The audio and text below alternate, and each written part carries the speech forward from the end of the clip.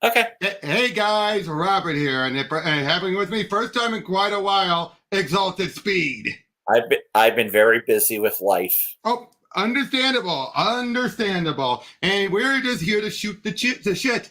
I got out of Motor City Comic Con, and I want to show off some of the things I've gotten. First, I got 2 audio recordings for new intros. I showed the intros on my channel, but I'll showcase them here as well. So, Okay. yep. Just a second. First one was by Gray Delisle or Gray Griffin or whichever. Just a moment. Let me know if you hear the audio. Hey guys, Robbie. I got a special guest here. Do you hear it? Yeah, I hear it. To say something. Greetings, this is Wonder Woman. You are watching Pros versus Noobs. Actually, Wendy, that's supposed to be Pro teaches noobs. I know you like how to do, you like to do fighting and everything, but not everything's always. And today, this is Azula from Avatar: The Last Airbender. We're going to teach you how pros do things. They do it better than their brother. They're about to celebrate becoming an only child. Yeah, I hear you say that a lot, Azula. Yeah, noobs are just twerps and they all need to go to bed. They sure are. I can't stand a noob. You know who's a noob? Billy from the Grim Adventures of Billy and Mandy. I can't stand that guy. But he is my best friend, so whatever. Oh, way to go, Mandy. So, yeah. What they said. Welcome to Pro Teaches Noobs. How's that intro? And then I got another. Yep, sorry. Pretty fun. Yep, I realized I didn't realize until after I left the line. Oh wait, she said versus, not and. Whoops. It happens. That's why I cobbled together me doing the reaction instead to try and salvage it, because I was just like, whoops. Yeah. But then this one became a lot of views, probably because I tagged in a Hell of a Boss fandom. Oh, well, you know what? We all make mistakes in life. Hey, I like the show. I actually enjoy the show myself. I didn't think it was that bad. Yep, and you got, and come on, it's Christina V who was Verosika. Everyone loves Verosika. I thought it was a fun show. Yep. It's not the worst show ever. I didn't hate it or love it as like to me it was just very solid. We're talking about hell of a, not has been, right? Both. I actually, yeah. Honestly, to me, it's like I kind of put them together in my head for better or for worse. Mm-hmm. Just one more. Let me then share the other one now. So go to that tab. And here, yep, Christina V doing this one. Oh, nice. It's John Tay, and you're watching Pro Teaches News. Ooh, is somebody talking about pros? Not that kind of pro. You get it, bro. It's obviously what Verosika is thinking. It's fun as hell. Yep, and I was going to get Greg Baldwin, but I was running tight on cash. That's perfectly fair. I would have had Iro and talking right to the intro, and then Aku mocking noobs. I'll say this: I had a very similar experience with a couple of weeks ago. I was at the Big Lick Comic Con. Mm-hmm. That's going to reveal my location anyway, but it was in Virginia, so. All right. All 4 Ninja Turtle actors, the original 1980. I've met them all. I've had them all at my convention once. Yeah, they were all there. I was only able to get Raphael's actors autograph just because. Rob Paulson? Yep, Rob Paulson. Yep. Well, I got photos with all of them. Yeah, no, I'm jealous, but I wasn't willing to pay $60 per autograph. I was willing to do that just for that, and I had also got a voice recording from Bob West, Barney. Nice. Either way, it was a fun convention myself. I also got to talk to a couple other people, but this is about your convention. I can talk about mine stuff later. Yeah, obviously. Plus, I was getting a sketch by Billy Tucci, but he couldn't finish it in time, so he ended up giving me a refund. But he gave me what he had done, and it's not bad for what it is. Just give me a moment. Sure. Actually, wait. Let me just go grab it.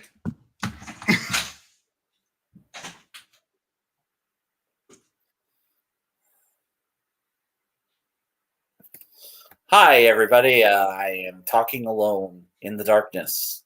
I will entertain you all, I guess. Blah, blah. Yeah. Yep. Hold on. So, hope you guys can make it out. It's just the pencils. No, you can barely make it out because of the sunlight. Darn it. Dan. I'll show it. Oh, hey, Dan. I'll show it when after the sun goes down a bit more.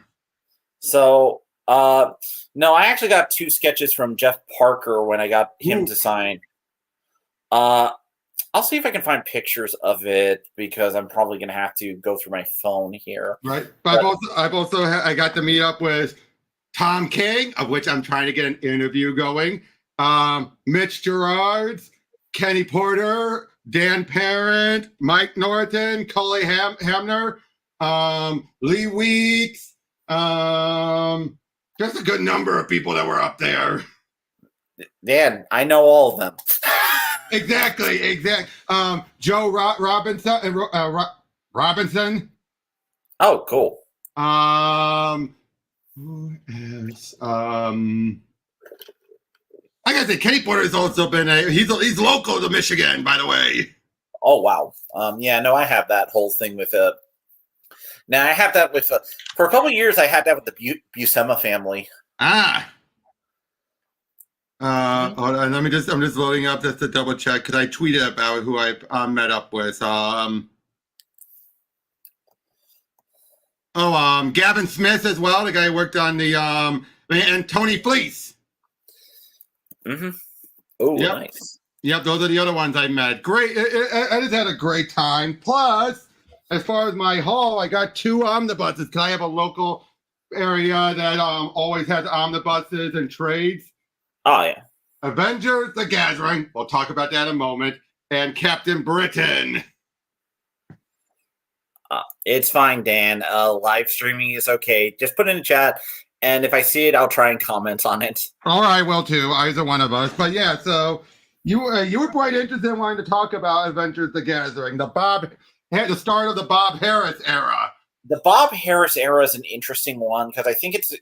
I'm gonna say I consider it a B era, not the best era.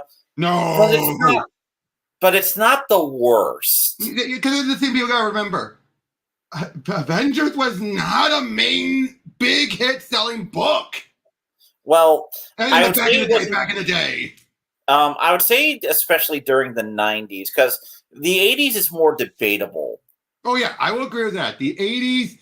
At least it had such great stories, but let's be honest, it was never the biggest seller. People keep forgetting it didn't become the huge seller until New Avengers, when they actually put on Spidey and Wolverine and everything. That's not necessarily true. Like Kurt Busiek brought it into the top 5. True, but they were still considering. But remember this: they were still considering wiping it all out and replacing it with Ultimates at the time. That's why to be fair, that was just them being insane. Anyway. Right, but this, obviously this is known for the leather. No, that is definitely we want to be the X-Men era. Oh, yeah, definitely. And we don't have that many big name characters to utilize. Yeah, AJ Shim. Avengers was big. I would say this: Avengers was never a badly selling title. Like when we say big, it wasn't like Spider-Man. Yeah. It wasn't like Superman. I would say that was basically kind of the second tier to Fantastic Four for a good chunk of its existence. Yeah. Then X-Men came around, and it kind of. But I'll say this: the Avengers, X-Men, Fantastic Four were always around. It's just. Which one was bigger than the other depends on era, timing, and a lot of other things. And people got to remember this. There was a time when the Ben Grimm the Thing was Marvel's number 2 character. Yeah, the dude was like leading a couple different titles. Yeah, Marvel 2, was it 2-in-1? Or no, it was, Marvel 2-in-1. Yeah, it was Marvel 2-in-1. And his own title. Yeah. Well, actually, Marvel 2-in-1 ended so it could be its own title. But either way. Right. The thing was no slouch in terms of guest appearances. Yep. But here, and by the way, this omnibus, it includes from 343. It skips Operation Galactic Storm. Obviously, that's too big for this. And it goes all the way up to 375. So that includes Blood Ties in this. So, yeah, no, that's the whole... Anyway, this era is famous for the jackets. Yep, the bomber jackets and the love decahedrons. Yes. I personally love it for Black Knight's bomber jacket. I have that figure. I love that thing. Yep. And this is also when Cersei was part of the team. Did she even lead the team pretty much? Yeah. Yeah. Yeah, Dan's pointing out, no, they're like the Avengers were not Marvel's biggest team, but it shouldn't be say. But I'm also going to say they weren't Strike Force mortuary either. No. They definitely were not.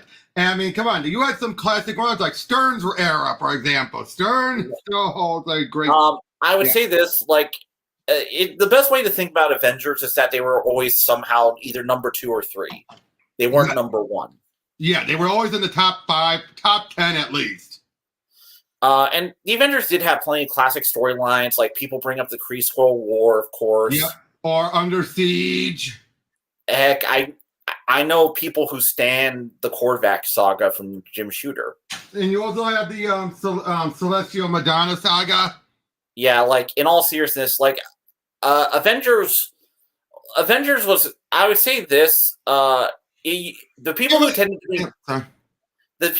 to be really... Oh, actually, you know something?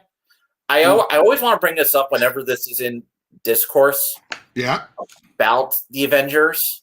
Mm-hmm. We always forget to bring up the Defenders. Yep. But I was right. Here's what I would give here to. The Avengers was no different than the Justice League back in the day. Because think about it. How many Justice League stories do people honestly remember? The whole thing with the Justice League is that the Justice League was kind of like what I like to call a fan service book. Yep. But so was the Avengers, let's be honest. No. Avengers is a deep lore book. Oh, that's a better way of putting it. That is a better way of putting it. No. JLA, you read to see all the big characters together. Even if it's a cameo. Yeah. Avengers is to see all the small characters get subplots and the weird Marvel lore bits they tie up. Yep. Oh, Hero asks, can I ask a question? If you were to bring back underutilized Avengers to modern teams, who would they be? Ooh. So I actually have a couple different characters from various teams that I pick. I have a couple. I bring Hercules back. Hercules deserves to be an Avenger. This is kind of a maybe-ish. This character was in Avengers Academy, but I would love to bring back Sentinel. Ooh, nice one. He was basically a boy and his giant robot, if you don't know the character. Yep. I remember Sentinel and all that. I would love to do a story where it ends with him being painted in the X-Men colors to show that he is not a mutant hunter. Mm-hmm. Just as like a full-on character arc. But, I would also love to bring back Black Knight because I really dig the idea of science and fantasy mixing. Mm-hmm, that's always been a cool thing about the character to me. A guy has a laser sword and he also has a cursed black sword. Come on, let's combine that, Yep. Another character I would totally use, Jocasta, yep. The android character who was played by Ultron. When did she last appeared? Wasn't she? She was in 2020 books Dan Slott did. Right, but I also remember, wasn't she also? I remember when she appeared in Marvel Zombies, and then they yanked her away. So, anyway, I would always have Hawkeye and Scarlet Witch and Vision somehow on the team. But a couple other characters I would probably put on. I would maybe do Triathlon again. Give him a better character somehow, if I could. I think he's a bit underbaked in various regards, but he has kind of a cool concept. Right. Another character I would probably do is because there's a lot of characters. I'm trying to avoid big name characters who have solo titles. I really want to focus on like little guys. Mm-hmm. I would probably do most of the Avengers Academy, to be fair, if I could. Get them back to life and have them be active. Maybe change Metal's color so he doesn't look like the Red Skull. Right. That sucks, but I understand. Let's avoid that association. Another one is just... but yeah, those are like some of the characters I would probably bring back to life and use. Mm-hmm. I would love, like I said, perfect world, I would have 2 Avengers books, one with big characters and one with smaller characters. Right. Which I agree with that. But as again, with this, the whole story about this is interesting. It's this is before the multiverse became a thing, a big thing, but it still dealt with it to a degree where they're dealing with versions of themselves radically different. That's the thing. It's not like they're evil versions per se. They're more just like radically different, but still similar enough that there's a risk of the mergers, which is what they're trying to do. Yeah. Bob Harris is kind of weird thinking about it as a comic creator because most of his legacy is in his editorial, of course. Right. But it's writing stuff. Like you have this, and then of course you'll have the Crossing. You also have Breach, that DC series he did. Oh, Breach. Yeah, and then they kill him off just to bring back Captain Atom. Weirdest thing ever. Anyway, but yeah, no, his captain, he's not bad. He definitely isn't the worst Avengers writer ever. Believe me, I feel the Crossing era is probably some of the worst shit ever. Yeah. Yeah, but then there's like right in the onslaught, so it's not like they really left anything afterwards. Seriously, what the hell were they thinking? Making Tony a sleeper cell since as far back as the first time they dealt with King? Honestly, I think it was just a bad, they were really trying to figure out how to salvage Avengers. And when you get desperate, you often don't listen to yourself when thinking of things. And when you have marketing breathing down your neck. Not marketing breathing down your neck. Honestly, you can explain a lot of the bad decisions on basically just that era with the Clone Saga, the Crossing. Hell, it's kind of weird how Thor ended up like it did during that era too. It's just God, Bug Wasp. Yeah. I would always, to tell you the truth, I always wanted to revisit that era as a joke, or at least what if this era actually had good stories? Or what if it lasted beyond this and Onslaught? It would have been just not as a permanent thing, but it would be interesting to say, let's look back, I always feel I've always been one of those comic guys who's okay, that's a waste of an idea, but maybe somebody will salvage something. I'm always interested in how that goes. Funny, since I have you here, I got to ask, because I've been going over the Electric Blue Superman stuff, and I got to ask, why do people hate it? Because I'm looking back and it's not bad. Okay. My opinion on the Electric Blue Superman stuff is I don't hate it. I'm just going to be honest there. Oh, yeah. I don't hate it either. My thing with the Electric Blue Superman stuff, I think it doesn't do enough. Fair enough. Because you had Electric Blue Superman. You had people thinking he was a menace. You had Jimmy having a job as a. I feel like the big problem with it is that his powers just ended up leading to often the same solution as his regular powers. Are you talking about, was that within actually the Superman book, or was that within the JLA? Because I know JLA. I'm going to talk about JLA separately. All right. In this conversation. All right. In the main Superman titles, they weren't very creative. Well, they started off creative, at least at the start. Like him making himself giant size. Yeah, no, there is some creativity there. JLA was really the place you saw it could be used well. Because more but the main Superman titles didn't really take too much advantage. And honestly, I think one of the big problems with the era, and this is just my view, the costume. Right. I'd agree with that, but to be fair, who knows what the rejected suits were? They should have given him a cape. Yes, I would say this though. Who knows though what the rejected looks would have looked like? Who knows? I'm sure there's plenty of rejects.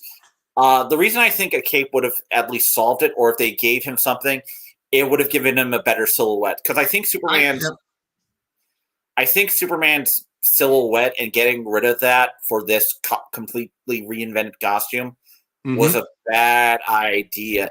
If they gave him a cape, which I think is one of the most strongest elements of Superman's costume, it would have at least lasted maybe half a year more. I would say this. Why not give him a cape made of electricity, but still silhouettes in the cape? Yeah, something.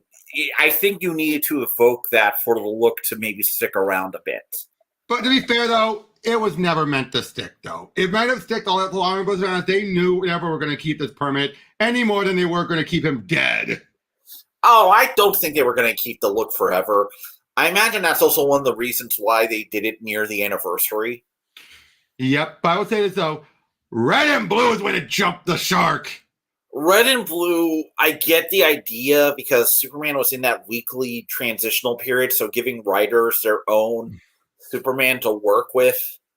Well, to be fair, they ended up doing 2 stories within one book. I know. You get my point, though. Like, yeah. I get the idea of it. That might have helped writers out a bit because for people who don't know, this is during the Triangle Numbers era where Superman was basically more or less a weekly book. Yep. So, funny thing I found out, did you know for the longest time, I saw David Michelini left because he got fired because he said in an interview, oh, everyone knows it's not going to be permanent. But apparently, no. He said, I talked to him on Facebook. He actually clarified. He said he felt like he was just 1/4 of an author. Basically, he didn't say this, but I can tell where he's going with this. It was like when he would do Spider-Man, when they would have the events going on, but the whole time. Yeah, no, I kind of understand that. A lot of people look at that era as, and like I said, I think of it more as a weekly book during that era. And I love it. And I loved it for that. I loved it for that, but you need the right writers who are willing to do it. And I don't want to say check their ego at the door, because that sounds rude to them, but the best way I can say is that they have to be willing to collaborate. Exactly. And I think that's part of the reason why they eventually dropped it. You had Eddie Berganza in charge, and they kept it going for a while, but I'm pretty sure the majority of the writers, you had... honestly, I can imagine it just was hell for both the editor and the writer and the staff in general. It's just... By that point, yes. Especially... And that was why after... I would say so. Our World at War, great send-off for the Triangle Numbers. Great send-off. Yeah. But it's a unique era. It's one era I don't want to cover in full just because that would be the longest thread I would ever make, probably. Well, I would just, you know what I would do? I would just do multiple threads and just start with one thread that goes up to a point, then go to another point, then go to another point. It would definitely be interesting to do it year by year in some way. Like I said, like what were the storylines of that year? Yep, and you know what? You can look at, you have DC Universe Infinite because they actually have triangle number chunks, and it's in 3 volumes. I'll have to check that out sometime. But again, I'm mostly a physical comic reader compared to I am too. I mean, so, but yeah, right now I'm looking at getting. Hi James Young. I don't know who you are, but you're neat. No idea, but hi James. So one comic. I'm actually right now saving up some money to get the JLI omnibuses. Ooh, nice. I'm trying to save up money to get the JSA omnibuses. Well, I'm going to eventually get those too. Anyway. Well, you know what? Besides those omnibuses, my last big hauls were Starman. Oh, man. So, since those are both available, I'm going to give a huge recommendation to the Starman compendiums if you guys want. What I got right here. Yeah, honestly, one of the best DC comics of its time. Another good, but yeah. So I guess I'll go over some of my stuff since I got a bunch of stuff recently from various cons and stuff. Mm-hmm. So I agree with what you're saying though. One of the best comics, and I just been starting to go through this. It is just so damn good. But the funny thing is, this is a Vertigo book if it was just written in the mainstream universe. Yeah, no, that's pretty much it. It's one of the reasons I love it so much. Yeah. I hope they come out with the second Sandman compendium for Mystery Theater. Mm-hmm. I'm sure they will. I'm sure they will. I hate the fact that they keep reprinting it and it never gets finished. But yeah, you were saying, what else have you gotten? Well, here's a couple things I gotten. Recently, I got Batman and Robin by Jeff Lemire. Ooh. Robin Batman. I'm gonna be doing the full. Yeah. I got those those Jeff Lemire Batman books as well. Batman Robin books. Yep. I also got Justice League Infinity by J.M.D. Mateus. Yep, that was a good mini. Yep, very good mini. I also got The Next Big Thing by Walter Mosley. No idea about that one. It's a Thing comic. It's a weird one, but I like it. Yep. While you're telling everyone, I'm going to grab another soda. I'll be right back. Yep. Hi, everyone. I'll entertain you as he grabs a soda. So, anyway, various comics I did get. I also got Transformers because I love that. Oh, yeah. Starman and Hitman are basically Vertigo Light titles, but honestly, DC books were just kind of like that at the time. Flash could also end up being a bit Vertigo Light just because of how connected up JSA. Like, there was definitely that influence running throughout the company during the mid to late 90s. I would also check out another book, Kronos. Kronos is a bit like Starman in that regard, too. And Chase. Chase was a very obscure one. About 12 issues. That it's basically DC's Jessica Jones before Jessica Jones existed. Oh, the Skybound comic books from Transformers. Those are very good. I recommend them. The G.I. Joe stuff, too. The G.I. Joe stuff and Transformer stuff from Skybound have been great. Really I've been loving that. Quick thing I want to show. You want to know what I've realized is the most consecutive straight. Now, it's across different media, omnibuses and trades, but I've realized I've got a straight collection. You know what I mean by straight is in like just about all the issues. Soar from Heroes Return. So Jurgen's run. Yeah. Hold on. Which makes up 2 omnibuses. Then I've gotten, but yeah, I basically have that up to current day because I also got the JMS Gillian omnibus. Whoa. Nice. The Matt Fraction omnibus. Wow. The 2 Jason Aaron omnibuses. And then I guess we're going to go on to Donny Cates and what else? And then Al Ewing, the current one. Yeah, no, I got the first volume of Al Ewing's Thor recently, too. Yep. All these ones in trade.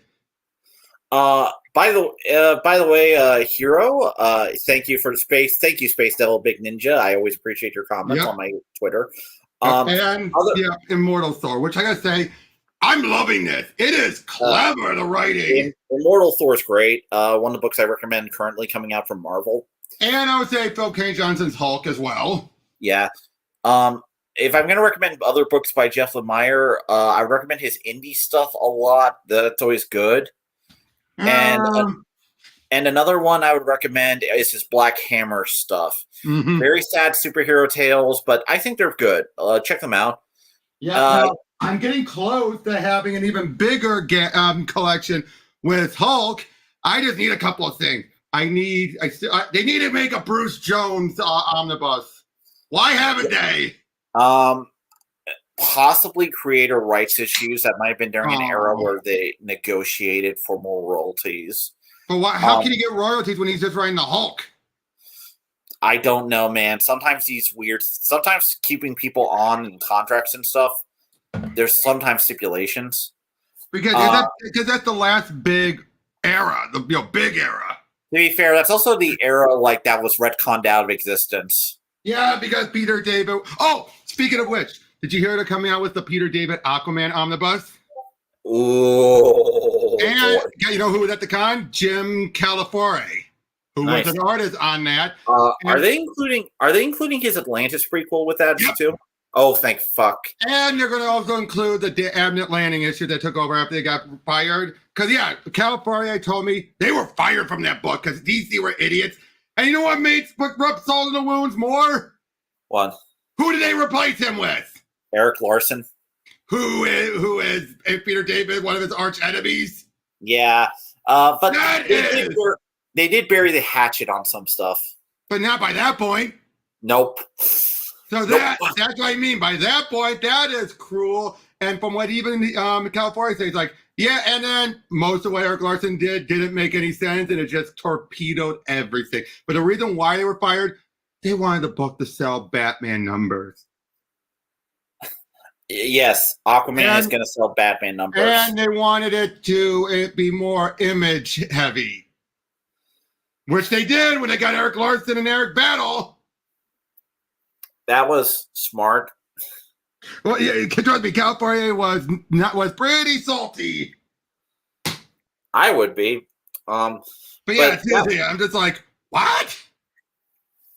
Honestly, at least they let him finish off his Young Justice and Supergirl runs, I guess. But even then, those ended up pretty.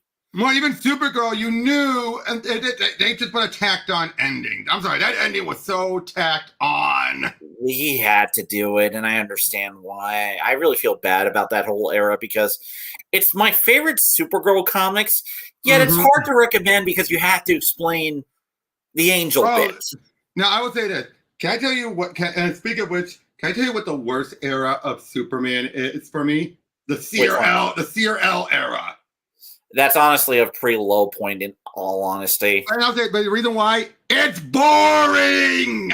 It is the most boring era in all of Superman. Not even Bendis was that boring. It was infuriating, but it wasn't boring. You've seen my debates with Superman fans about the John Byrne stuff on occasion. Yeah. I'm sure because a lot of people think I probably take it way too seriously. I'm just like, I wouldn't call it the worst era because there's a lot of worse eras for Superman. But for me, it was the worst because of how boring it was. Yeah, no, it's a very boring era. It's not there are some interesting art styles going on. Honestly, I think trying to cram in Birthright at the time was a really bad idea. Well, except that got crammed in after the run ended. Yeah. So I would say Steven Seagal, not a good heroic comic artist. Good at doing indie books. Not that good at doing mainline books. He definitely it's one of those things of like he has kind of the problem of trying to be more thoughtful about it than he should be. He isn't playful about it because one of the things about I think with superhero books you kind of need is not necessarily lofty aspirations but playful aspirations. Yeah. And I think by this point Kelly and Casey were reaching burnout. I think it was so obvious by that point they were reaching burnout. Yeah, no, I think it's very obvious that like a lot of creators were just. Those were the two longer ones. Those were the two long runners by that point. Yeah, and they're good runs overall. Oh, yeah. Like, it's just like it happens with some eras. They burn out. Yeah, but then that led us to. I also talked with Cully Hamner, and he told me something interesting about Rucka. What? He even said Rucka. He is so political because he feels like and he said it. And he said he doesn't. Cully agrees. He doesn't agree with Rucka, but he understands and respects Rucka doing this. Rucka is of the mindset if you don't call out the politics, there's a problem. That explains so much of why his Lois Lane mini was completely night and day different from the way he handled Lois back in Adventures of Superman. I understand Rucka myself, and I have a huge respect for Rucka as a creator. But let's be honest. That Lois Lane mini. The Lois Lane mini was one of those books I looked at as there's a lot of books people say they want, and when they're presented with them and how they're done, a lot of people don't often think about like how a book is done when they say they want something. Like a lot of people, I know, like there's always like that subset of Superman fans who go, I want a Lois Lane book. Oh, sorry, Hero, you asked a good question. Superman Up in the Sky. Tom King Superman book. That is a great introduction book. If I was going to recommend a couple different Superman books, I want to say Up and Away. It will be another one. Up and Away is not bad. Birthright is often one of my favorite go-tos. Yep. Not All-Star. People keep saying All-Star. All-Star is the end of Superman. All-Star is basically one I would often do when you're kind of more familiar with the character. Yes. You're gonna. That's a bad starting point. I don't know why people will say. Honestly, I sometimes say. Honestly, controversial. Depending on your taste, I often recommend it to Marvel fans more often, but I often say John Byrne if you're a Marvel fan. Hey, I didn't mind Byrne Superman. I know some people, though. I know some people. I've seen on Twitter. And I would just simply say. Now I will say this though. Byrne got the ball rolling, but it was the writers who came after him that made it sing. Yeah. John Byrne is a lot of setup in his era, and honestly, not a lot of bad setup. But I would say, except, can I tell you what the two dumbest ones? One, having Lois hold a grudge for years. Mm-hmm. And then two, we raised Clark and Superman together as brothers. What the hell, Papa? Yeah, now that was a moment. That was and that lasted a while. Yeah. Oh no, I definitely agree with that. But I'm not really sour on a lot of his changes as much. The big sourness I'm really more upset by is how it affected the Legion. Yep, but even then, he didn't know. He admitted if he knew he could have done Superboy, he would have done it. He had no clue, and I don't blame him. That's an editorial drop the ball. Now, like a lot of the problems with, I think, ultimately, and people, it's not necessarily John Byrne. I really blame a lot of DC because a lot of people don't understand about his era of Superman is that he was the one they picked because they agreed with 90% of what he said. And I gotta say, a lot of what he did was needed, if you ask me. If you're going to shake up Superman, it was needed. And I'll tell you this. There's one thing I can't stand about pre-crisis Superman, and that's he's Kal-El. Clark is a non-entity. I'm sorry. There is almost no personality to Clark that you can't say was really just Kal-El in disguise. I often talk about this in regards to the alien stuff, and might be a long thing. So go ahead. Get to it. So one of the big problems with pre-crisis Superman and Clark Kent is that, and I think Superman fans often need to think about this. A lot of people really did take Clark Kent for granted as an identity onto itself. Now, did John Byrne do everything right by it? No. But again, the writers who came afterwards. When you are working on a character with a long history like Superman, you often have to emphasize different bits to give him more depth, or look at things, or try and twist a character to add aspects that weren't necessarily always there. I thought with John Byrne's Superman and Clark Kent, it came more from trying to emphasize that Clark Kent should be thought of as a human character over a strict alien metaphor character. Yes. Now, John Byrne might not necessarily intended that. I'm not going to be. I think he did to a degree. A lot of people. Can we do but a couple of things. Sorry, I was saying, a lot of comic fans didn't necessarily think of.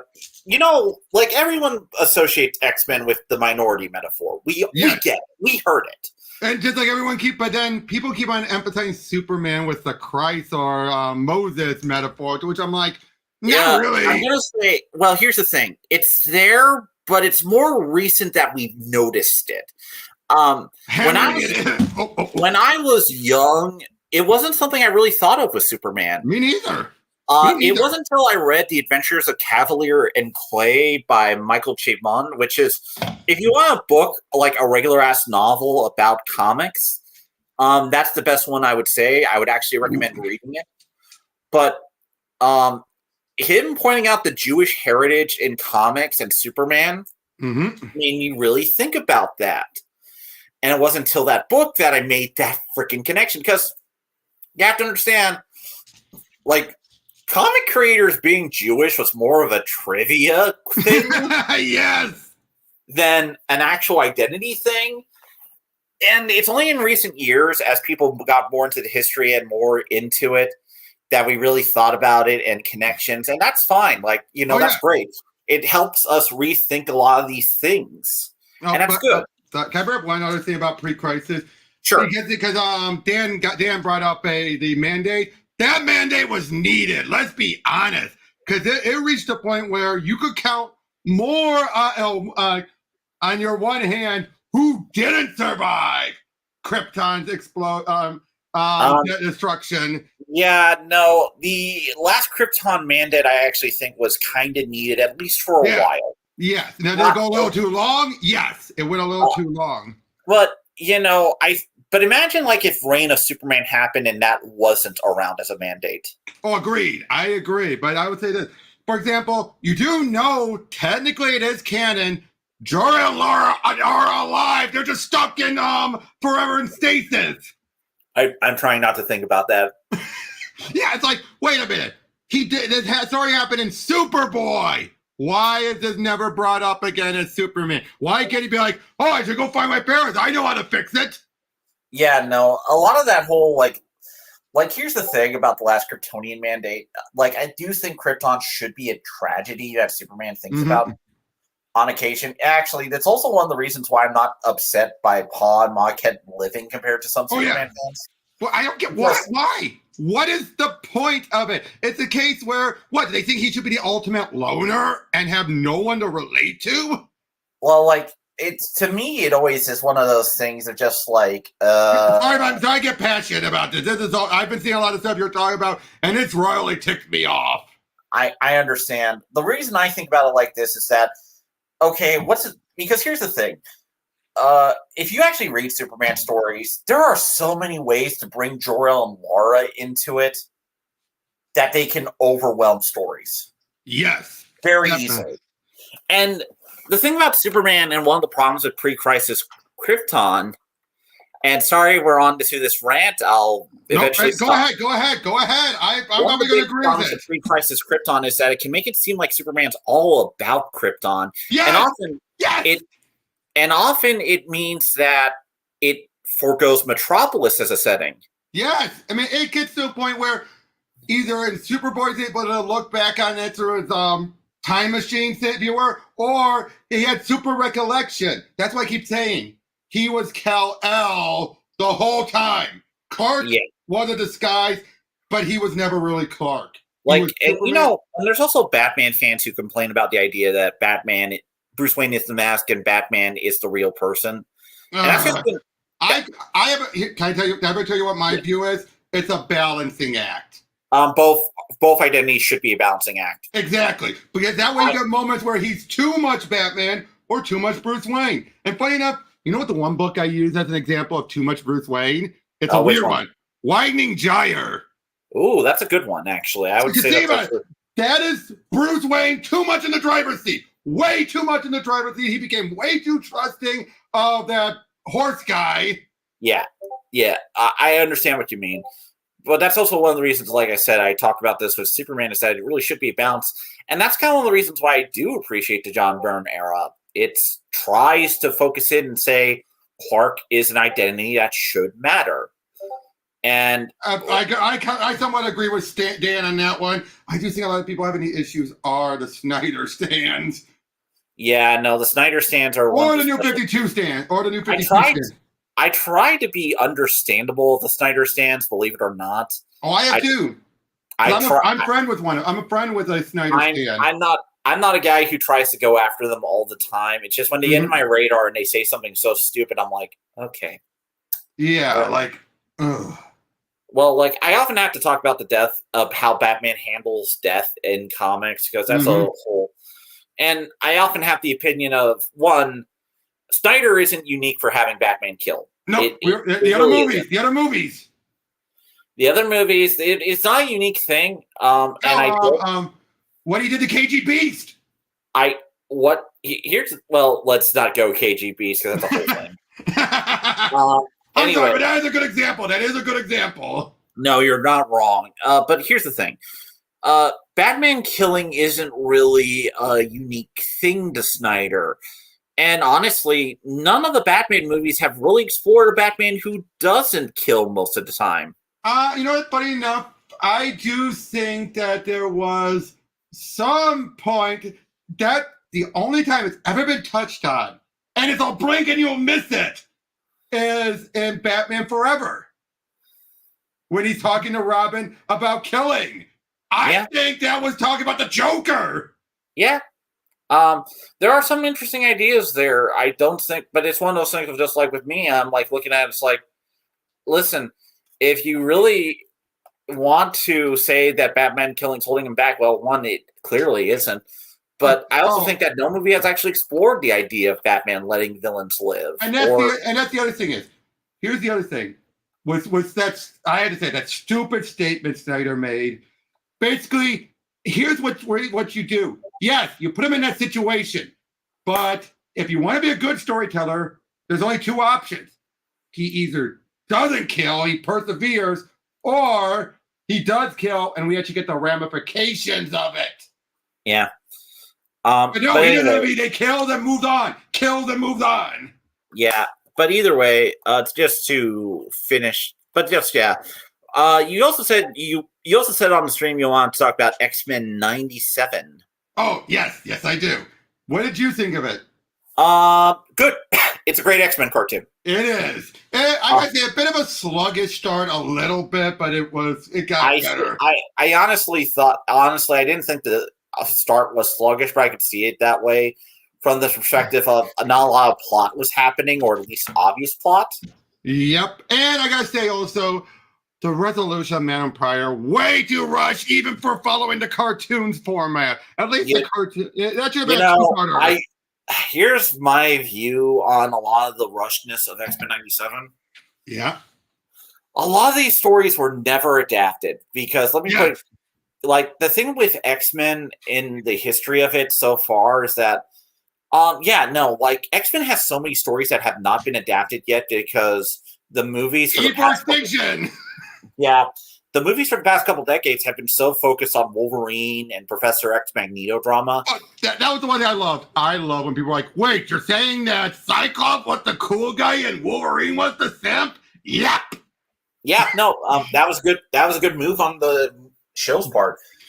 To me, my X-Men. But a lot of the X-Men storylines have not been fully adapted. Like, you have to kind of realize, like, think about how many Storm storylines got adapted. Oh, yeah. Oh, definitely. Uh-huh. Yeah. And that's kind of the thing about it. Like, not a lot of major X-Men have gotten their major storylines shown in film or TV at this point. So the fact is that they decide to focus in on those major stories. Even if they're rushed, people now know about them and can go look for them. And it's simplified. Like the Man Empire stuff, way more simplified and streamlined and less convoluted. I've explained Madame Pryor to several people, and no. I call her a roll the eyes character. Yeah, but here it worked. It worked good for what it was. I'm glad that they focused in on Cable's relationship to Scott and Madeline too. That was very well done. Although I gotta say, what a waste in having beat up Bishop didn't even raise him. I was hoping for that. God, I would love to. That would be like fun. Yeah, you're gonna see a young Nathan who's pretty much like Hope. I'm gonna say, like, one of the things with Bishop and Cable, it's like so weird that they're actually from two different alternate terrible timelines. I've always loved that. And wasn't there ever written a scene where they're just like, "So you're from a dark future?" Yep. Didn't they do something like that in a comic once as a joke? I feel like they should. I always wanted to see like a team of X-Men that's all from the alternate dark futures that happened. I gotta ask, what? Oh, this goes back to an older arc. Do you remember back during the Messiah trilogy how they actually clarified things about Bishop's future and Cable's future? They were finally able to simplify it to two different distinctions. Finally. Yeah. What did you think about that? The fact that I thought it helped a bit because let me tell you this: X-Men timelines can be so freaking confusing. And to be honest, that was one of the last dangling plot threads. Yeah. So I will say, like, it's a bit better in that regard, especially because I'm just speaking honest here. Like, it's very easy that if you start with X-Men, you think all the bad futures are just the Days of Future Past timeline. It's not. By the way, can you make it out now? Yes, I can. Nice job, actually. Yep, again, this is just the roughs. He never got to finishing it, and at least I got a refund for it until next time. But hey, yeah. That's cool. Yep, but I will just say Gambit's coming back. We all know it. I'm sure they're going to do something with Gambit, but honestly, God, that end shot was Apocalypse holding the card and mentioning death. Come on. Honestly, my whole thing about it boils down to the simple fact that I was just happy my boy Nightcrawler got action. Yeah. Yep. And what do you think about them actually doing Fatal Attraction?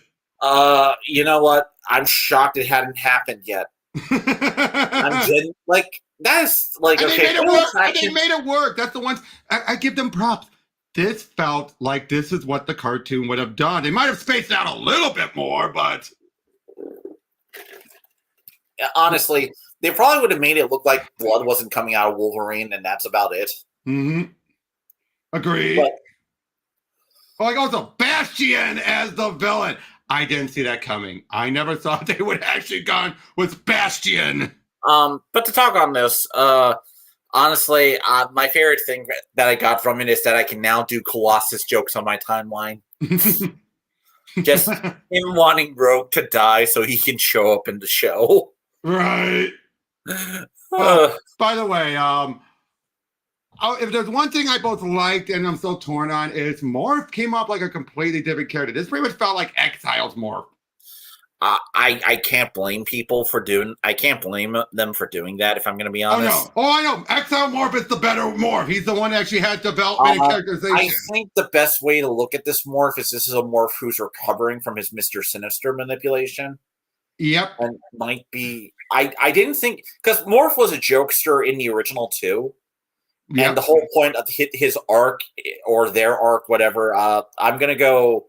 I'm just being safe here, people. This is just what I do. Their arc is basically, getting over the Mr. Sinister manipulation and getting back to a more jokester persona. Mm-hmm. So to me, I thought, and this was just me and how I thought of it, was them finally getting over that last hurdle. Agreed. But like I said, having it be like the exiled version, I think worked. No, I think the exiled versions work. I always thought the exiled version had a better look. Yep. Although... it makes it look like Chameleon. Yeah. Yes, but still, I love that character a lot. So agreed. But yeah, you have it was more from what's she about Rogue having to going up as far as she did, and I gotta say people blew the Captain America scene way out of proportion. Yes, they did, because look, it's an X-Men show. And also, it's written Rogue is in the wrong here. Why do people think just because they have it and it's happening? A lot of people... they seem to think, if it's happening in here, that means the writers support it. And it's like, did you ever think maybe they're writing it to make it clear that she's wrong? Honestly, with X-Men, and people don't often think about this, a lot of X-Men writers often try to write them in a more gray morality. Yes! And if you... maybe not recent, maybe not X-Men Green. Let's be honest, that was so blatantly obvious. X-Men Green, I look as more of a failure of trying to do a comedic X-Men book with a message. You thought that was trying to be comedic. No. I said if it is a failure. Yeah, but I'm saying, you think they were actually trying but failed?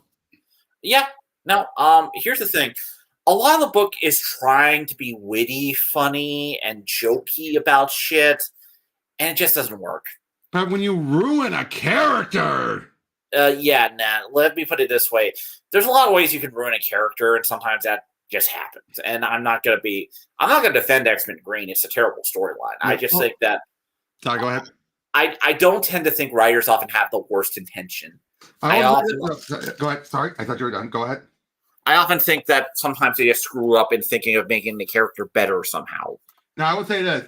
I'm so glad they showed just how powerful Jubilee can be, because I am so fucking sick and tired of people just thinking, oh, she makes little poofs. It's like, you guys know I often didn't think Jubilee was powerless, because I'm going to be honest, the ability to make fireworks sounds pretty fucking dangerous to me. Here's the funny thing is, she's Gambit without having to touch anything. Like, creating little explosions, and especially because X-Men can often get exponentially powerful with their basic shit. Would you agree with my statement, though? Would you agree with that? She's Gambit without having to touch it. Yeah, like, listen, I'm just saying that creating miniature explosions, even as a little bit of a power, is still fucking dangerous. Exactly. And again, she could do it wherever. If she wanted to, she could do it in your brain if she wanted to. Well, even, like, ignoring how far she can go with her powers, I just think that, like, people saying she was always lame for having this basic power set, when I'm like, wait a minute. Like, I'm sure she could figure out how to create a fire and shit with that just alone. Oh, she did that. She lit up a cigar for Logan. Yeah, like, I'm just saying that's, like, that sounds like she might not be the most powerful X-Men ever, but creating fireworks to me sounds pretty dangerous as a fucking ability, you know? Yep, and the fact that people called her, the one thing that always set me off, people calling her a Dazzler ripoff. Then I'd be like, she's nothing like Dazzler. Dazzler converts. Oh, please. Right? So it's a Kitty Pryde ripoff. Only in her place. She's as much of a Kitty Pryde ripoff as Armor is. Listen. It's just tradition. I was gonna say, that's what I said. Yeah. Yeah, then you had Armor. Mm-hmm. Like, oh, yeah, no, I don't know what happened with Bo DeMaio. I don't know either, but that's what's got me worried about. And season 2, I think, is still going to be in good hands. It's season 3 I'm worried about. We'll have to see. I don't know what happened with Bo DeMaio. It doesn't seem, honestly, for all we know, like, it wasn't bad blood, because it just seems like maybe something didn't work. And one day I'm sure we'll find out what happened. I'm sorry, look at what Hero said. My logical side says, I don't fuck with fireworks on hand. My emotional side says, Jubilee's my wife and I'll protect her. That is a good bit. But yeah, no, like, in all seriousness, I'm just saying, like, Jubilee's power I never thought was terrible. I'm glad they gave her modern look. I like that. I like the black undersuit under the yellow jacket. It makes the yellow jacket work. Since we're talking about Jubilee, I'm going to ask this. Mm-hmm. So, how would you feel if they adapted the vampire arc for her? I would be for it because they're going to undo it. Then you still know they're going to eventually undo it. I gotta say, the vampire arc, I was so worried for her when that started. I thought they're going to kill her. They're going to kill her, aren't they? She managed to last a long time, to be fair. It helped her character grow. Yeah. Fair. Dad and giving her the kid Hero, I think his name is. Hero, yeah. I think that helped too.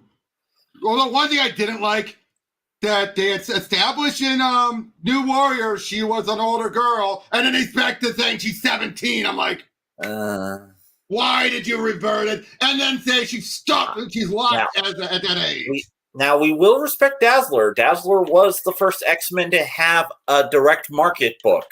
Well, actually, the first Marvel character with a direct market book. It was Shogo, by the way. It was Shogo. Okay. I'm sorry I messed it up with Hero. I was thinking it's Hero, right? No, I was wrong. No. But I mean, I think Shogo really helped. Now, like I said, but yeah, X-Men 97 is good. I think it's probably Marvel's best cartoon in terms of being a Marvel cartoon. Mm-hmm. Imagine being the kid getting stuck with Dazzler in the X-Men arcade game. The vampire stuff of a Hero, just to bring this up, that lasted almost 10 years. Almost. Well, yeah, and she was on and off. I think what helped was Brian Wood having her in the X-Men book.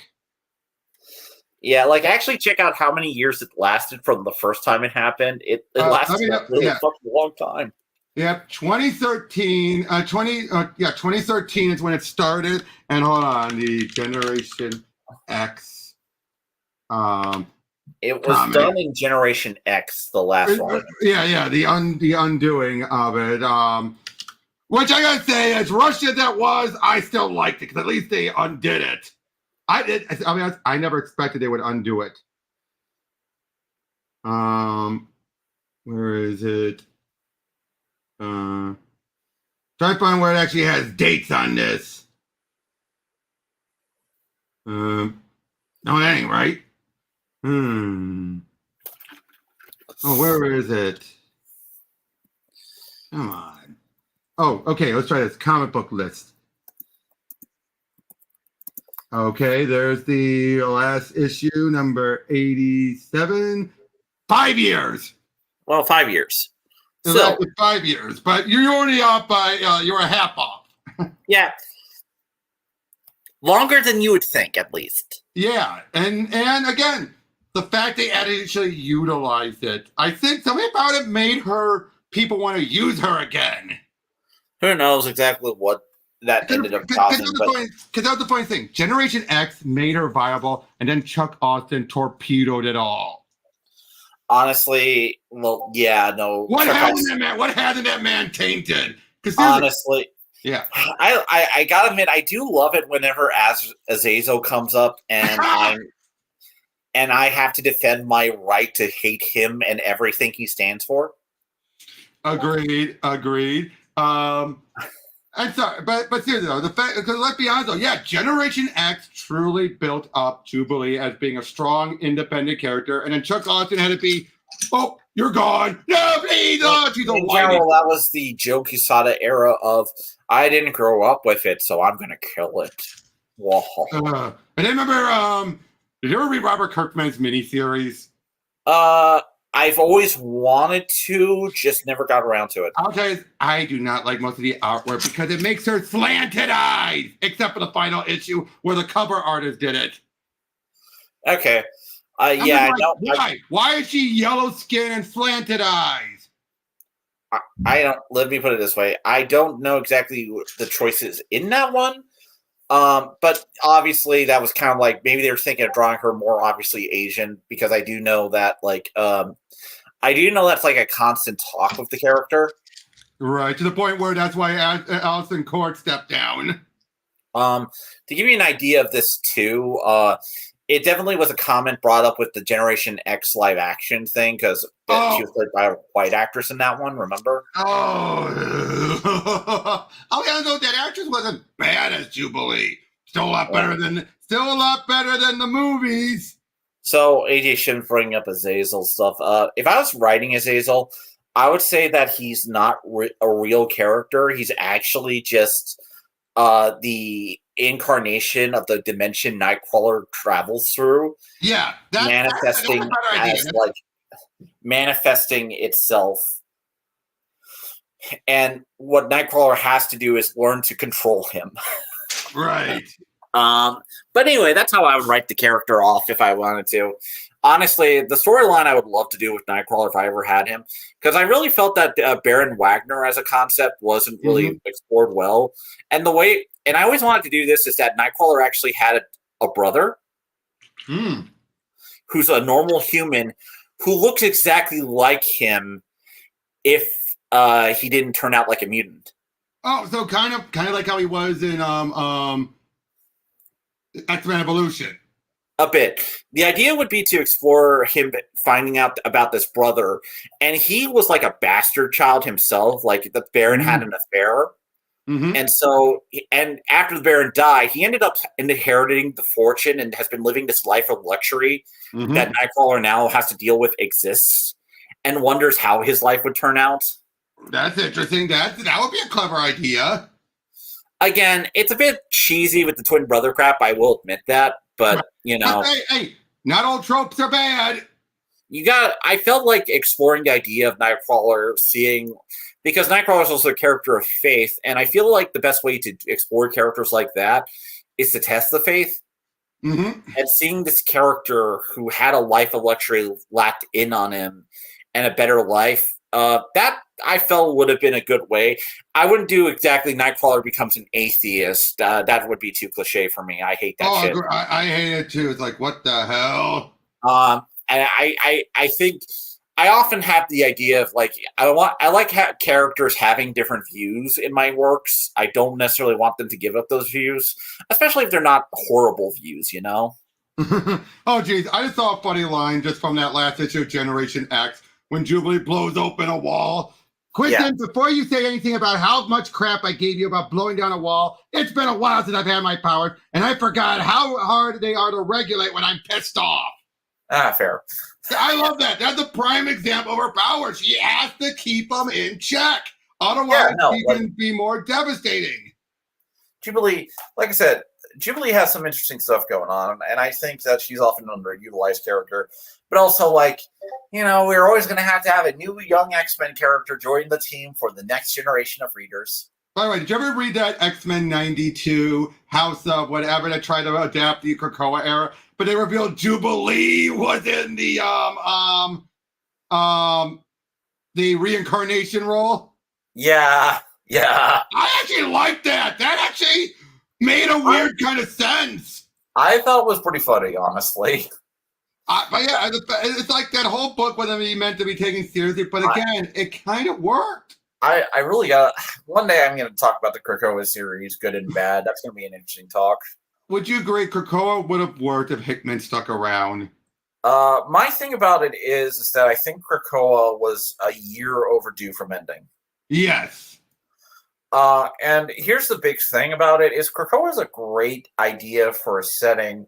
And if they were going to keep it up, they really should have pushed a lot more ideas that would have been interesting. For one thing, I often thought a plot line that should have happened was introducing a human population to Krakoa. Yes. Maybe they should have done that around the time they had to deal with all that stuff from with Franklin. Yeah. Which, oh boy, you don't get me started on that stupid retcon. We're not gonna. I'm not gonna focus on every dumb thing here because that would take. Oh, I know, but I'm just saying though. Wasn't that Slot who did the retcon? Yeah. What is Slot doing? Like, you know what the one retcon I still find so stupid? Which one? Going all the way back when he tried to say that Gene the Wolf never loved Peter except as a brother. It's like bullshit. Bullshit. No, honestly, let me put it this way. I get what he was trying to go for, but if I was going to make that, no, that's not a retcon you should do. I like the idea that Gene the Wolf had this, like, unresolved love of Spider-Man that just never got. And that's interesting to me, you know? I mean, obviously, I think that's why Peter David did that, to show the tragedy of it. And I like that. I really like that idea that she loved him, but he didn't know until that moment. And it's like, oh. And it makes him wonder what if. It makes him wonder what if. It's like, she's gone now, but what? Because here's the thing. That story for Spider-Man is so good. Like, it's one of the best 80s Spider-Man stories for a reason. Unfortunately, it's gotten so made it so important for Venom's history that it kind of gets overshadowed by Venom. Yeah, I've talked about that because, oh my god. That's not fair. That's not fair. That is not fair to Gene the Wolf or the follow-up. No, honestly, the Sin Eater stuff I would actually say I would recommend. But, yeah, no, but going back to Krakoa stuff, no, I often felt like there's a lot of stuff that was underutilized that could have been done better. I found it was a fresh take that was needed after so long. But again, it became more or less like if Hickman was the driver, it basically got taken over. I honestly think that one of the big problems with the Krakoa era, and I'm going to talk about this is probably the fan base. Mm-hmm. I think the fan base promoted it the wrong way at times. And I think the writers were enjoying the ride too much. A bit. They were enjoying the setting to the point where, we could keep this going forever, but it's like, you can't really. Honestly, yeah, if I'm gonna be picking on one thing about the Krakoa era, the fucking Hellfire galas. Aye! One thing doing it one time would have been fine. Making it an annual thing, what? I hated it so fucking much. I mean, would you agree with that? The first time you could let slide because you think like, okay, but once you had to they did a second time, you realize, oh god, they're going to do this annually. That's when it taints the first one because then you're like, honestly, honestly, when they started doing the annually and then having each year have an annual Who's on the X-Men vote, I was like, oh god, no. And then they'd include Mary Jane into it. Yeah, no. The whole thing with the whole thing is that at the time, if I was gonna do the Hellfire Gala, it really kind of ruined the whole X-Men as kind of an underdog thing. And I get it; they wanted to show the X-Men winning, and the Krakoa era is them winning. Can I tell you this? I did not like how they made Moira a full-on villain eventually. I'm just like, what? Yeah, no. Moira being a villain, I thought, was one of the worst plot lines. Why the hell did they do that? Honestly, I get what they were trying to do, but I honestly think that one of the big problems of X-Men in general is that a lot of the mutant here's the thing about one of the reasons why I'm glad Krakoa's ending. Mm-hmm. And some X-Men fans are going to wholly disagree with this. It's getting them back into the real world a bit. Yeah. Getting them back interacting with normal people again. Mm-hmm. And getting them back to get those perspectives and being challenged. Like, I know X-Men fans are going to be ticked off by it and the idea, but I also kind of understand what the writers are going for. Because, like, people are like, Storm is Queen of Mars, and she's supposed like, guys, that's not getting her into the major Marvel storylines. That's keeping her off on a section that you have to be reading one book for. Although I did like her appearance in Immortal Thor, though. I did like that. Like, I like X-Men Red a lot. I think there's some really cool stuff. I also just think that a lot of these bigger science fiction concepts are starting to make the X-Men separated out from real world stuff, and sometimes you gotta kind of like focus in. I also think here's the thing, and this is something I'm going to bring out about the Krakoa stuff that people don't often think about.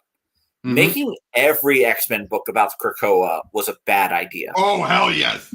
You should have at least kept one. I mean, granted, given how much Hickman set it up that all the mutants were there, I think it kind of wrote them into a corner that they couldn't do a regular team.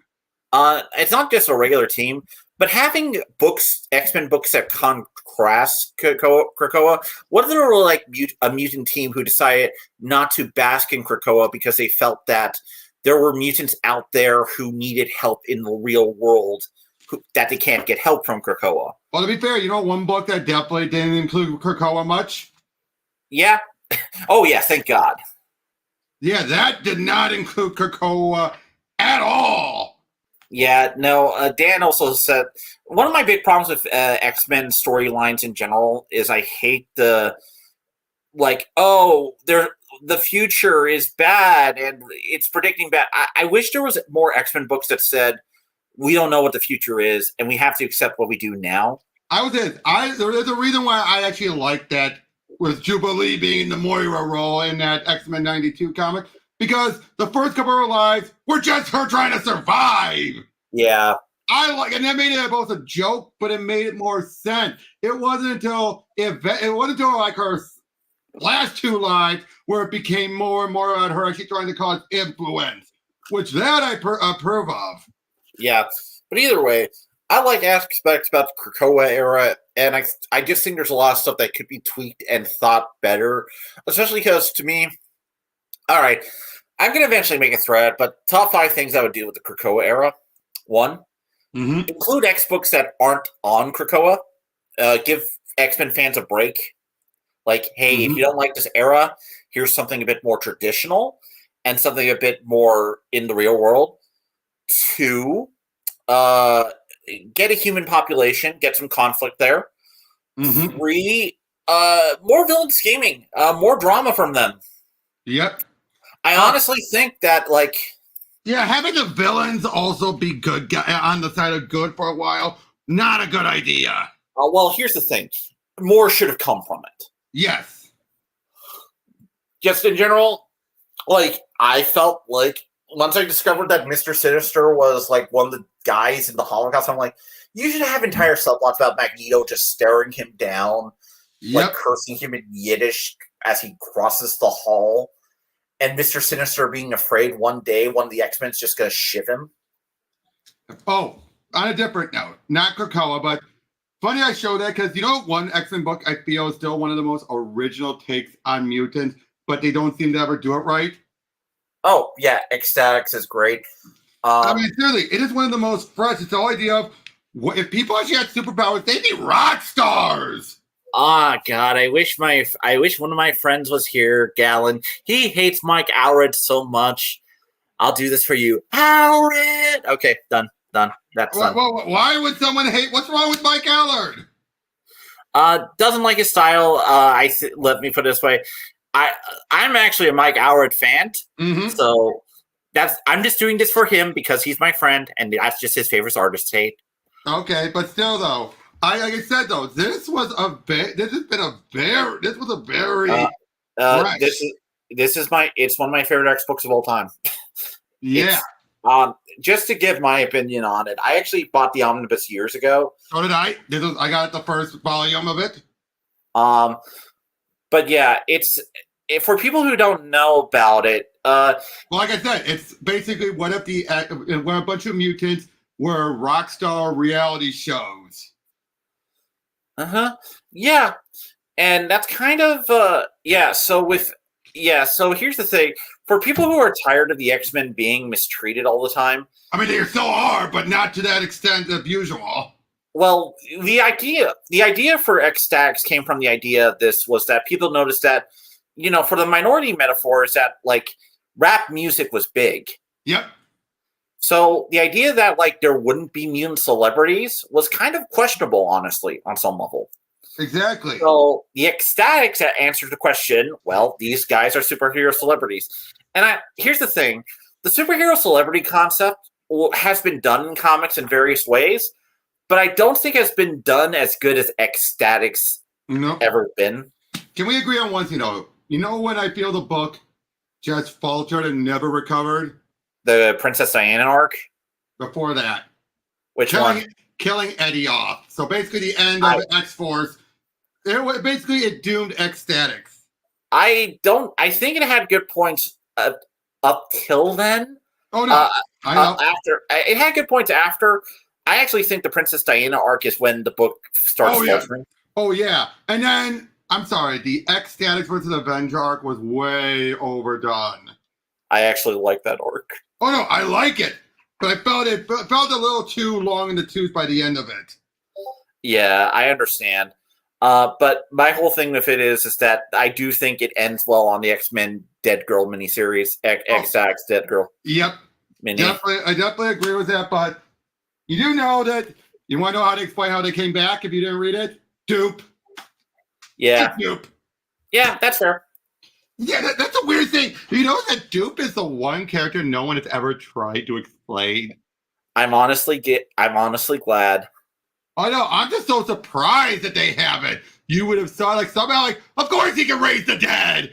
Or not raise them, of course he can heal people. Honestly, the way I look at it, it's just I want Dupe to never ever be explained. Mm-hmm. You would think they would. You would think they would by this point. Yeah, Hero. If you really want an alternative X-Men book, X-Stacks is probably one of the best. Mm-hmm. I would also recommend X Factor by Peter David as another good alternative. Yes. To regular X-Men bullshit. Definitely. Like I said, one of the big things about the Krakoa era is that, they had kind of a good idea of trying to provide different books for every X-Men fan. They just didn't think, man, maybe we should provide a book for people who don't want Krakoa. But remember, this is Marvel. They don't care about the alternative. At least DC gives a shit about giving alternatives. Sometimes it's more times than not. Yeah, like I said, one of the things about it is with X-Men and X-Men fans and detractors of X-Men is that one of the big things about when I often talk about the whole people being hated in the Marvel universe is, like I said, there are examples and counterexamples everywhere of that in Marvel.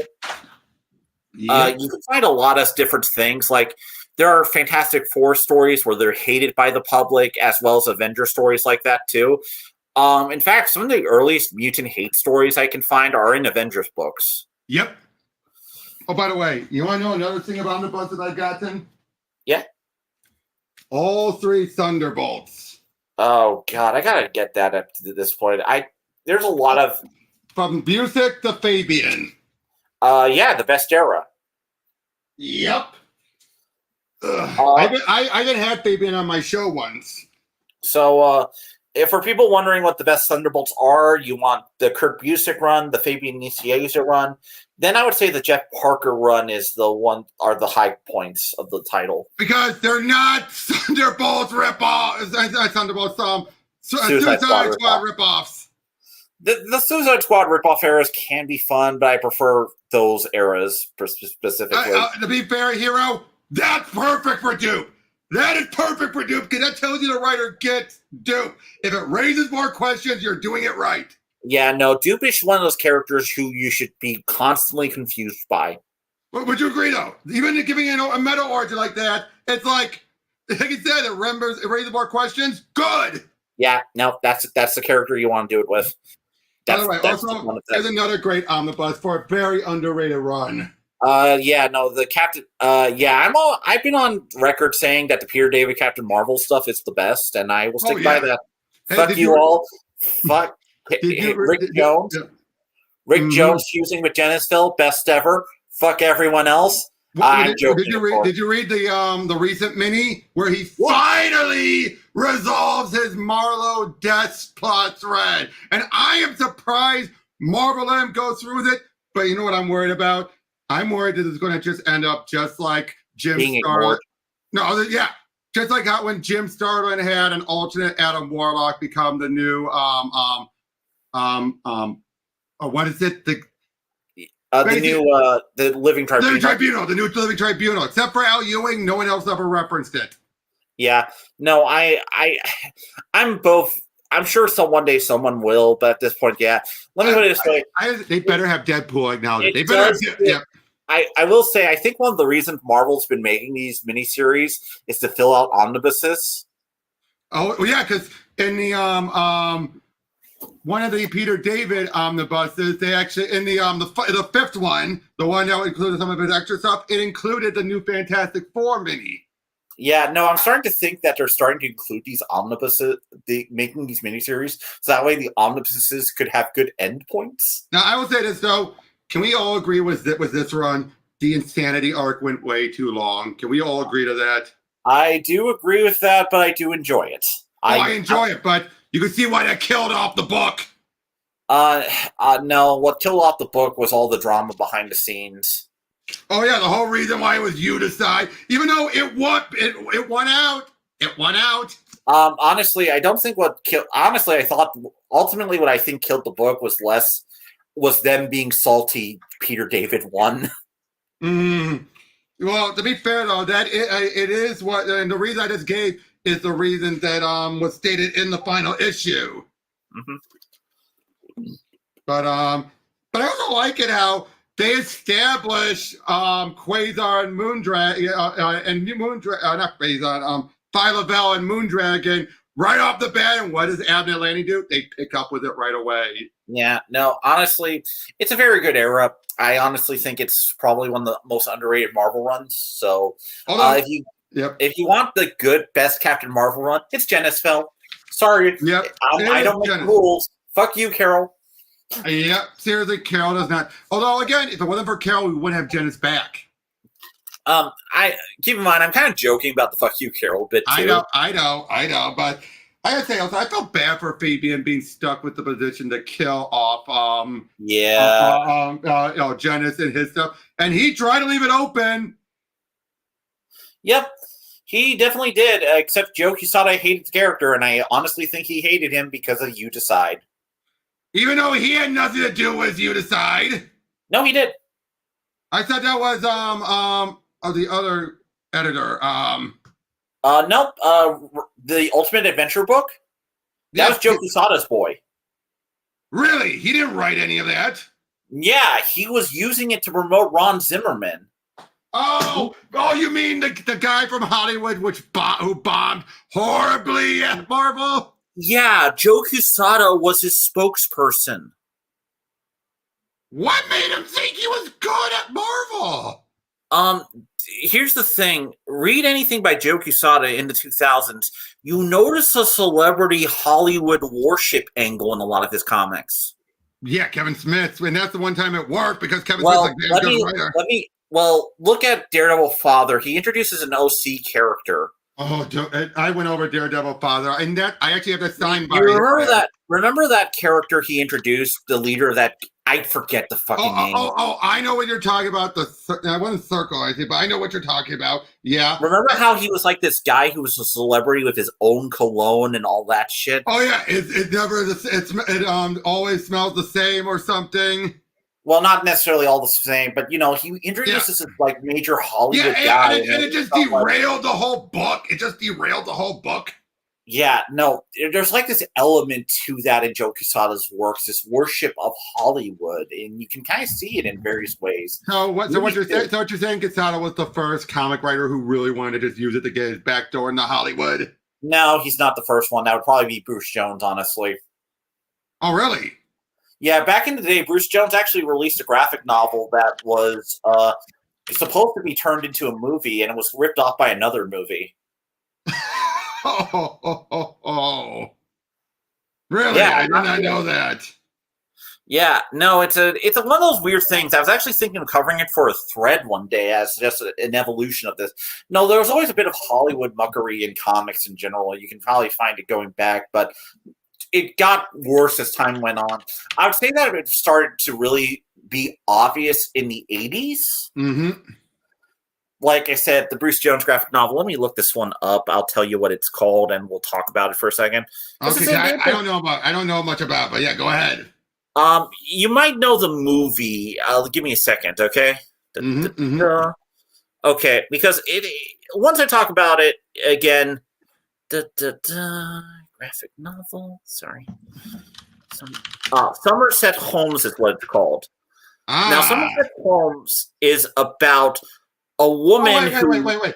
Ron Zimmerman passed away? Yes, he's dead. I did not know that. Yep, it happened. Wow. Sorry, keep going. So anyway, it's about this amnesiac woman who's being hunted by criminals, and she's trying to stay alive. But basically, and she takes the name Somerset Holmes after various, mystery stuff, right? Oh, wait. What is it? Sorry, it started coming and I lost it. I had it and I lost it. So the movie that apparently ripped it off was called The Long Kiss Goodnight. Yep. I've heard of that one. Yes. Anyway. Yep. Oh, yep. The one with Gina Davis and Sam Jackson. Yep. Oh yeah. Anyway. Yeah, that's yep. That was anyway. Somerset Holmes was being shopped around in Hollywood for a long time.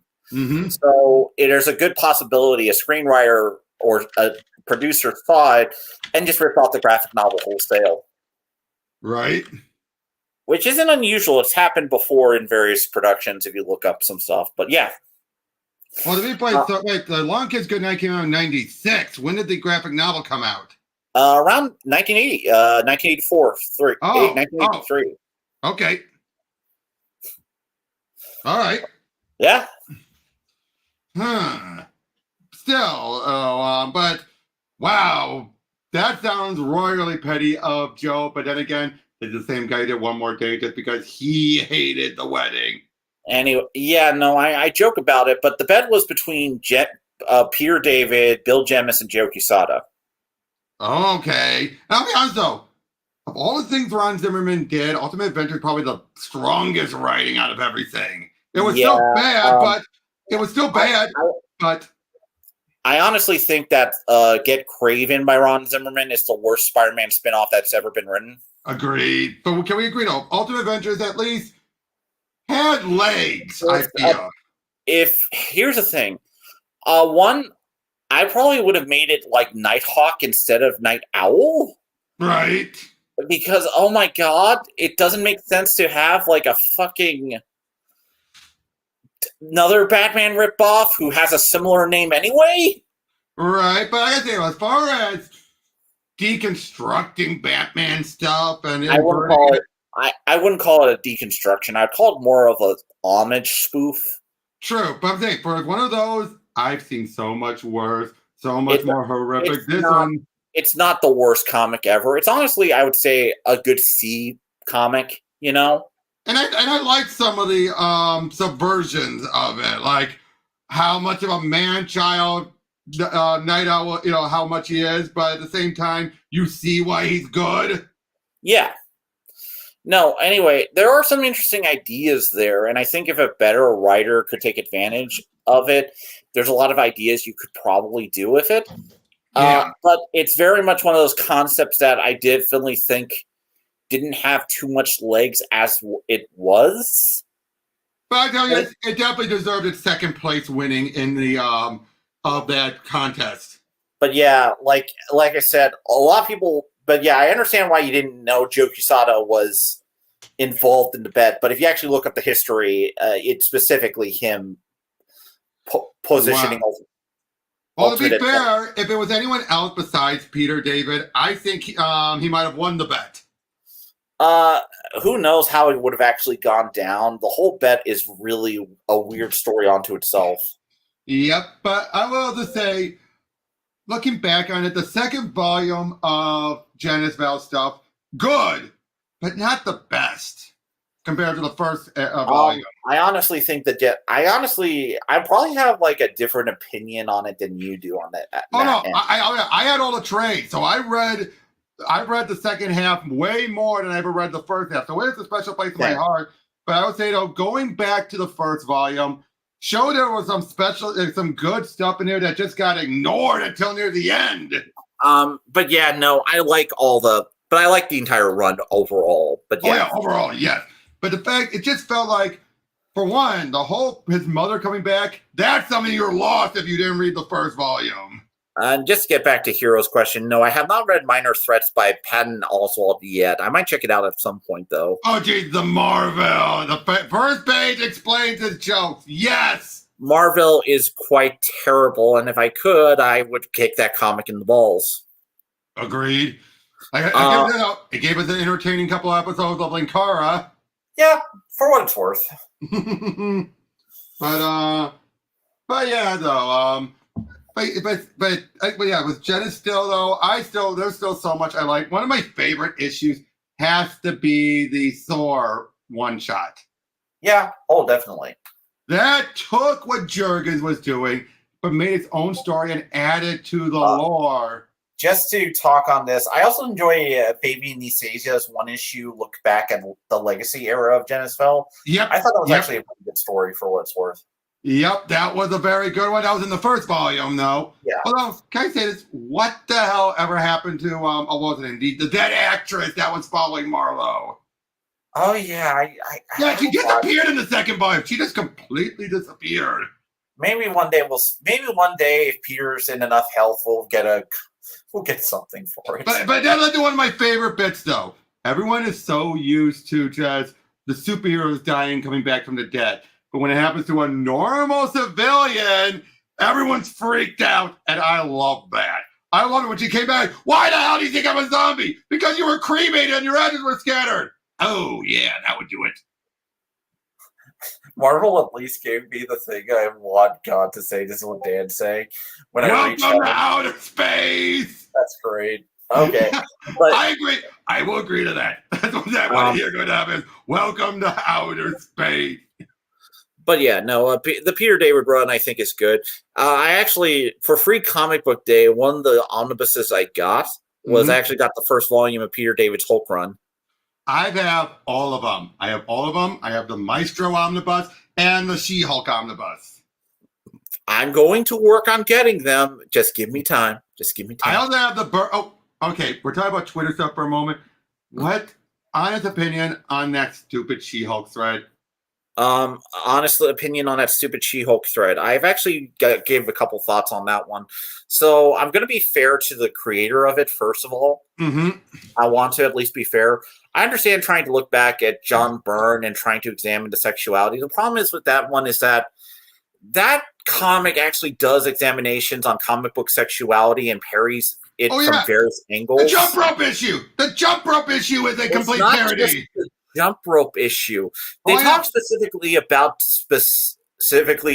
Jen as She-Hulk, but they forget another factor and another character who's also a major commentary on it, the fucking blonde Phantom. Yep, and I think Rachel Ritter, how do you say her name? Rachel Witherspoon, the editor. There was no way in hell that she was going to let John go too far, at sex. I don't imagine, but that's one of the reasons why I think the thread fails. Is it fails to notice one, the editor Rachel, who was very vocal on the book, in the book itself, literally, and two, the blonde Phantom, which is another commentary on ageism in comic books, and all sorts of things, and women's sizes and various things like if you're examining it was just as much. If you're examining the Jen She-Hulk sexuality angle, you can't forget those elements. And I hate when people try to examine a comic and they leave out details like that. Oh, and I'll say this: when it comes to things like what you're saying, I get this. One thing I want to say about that thread writer.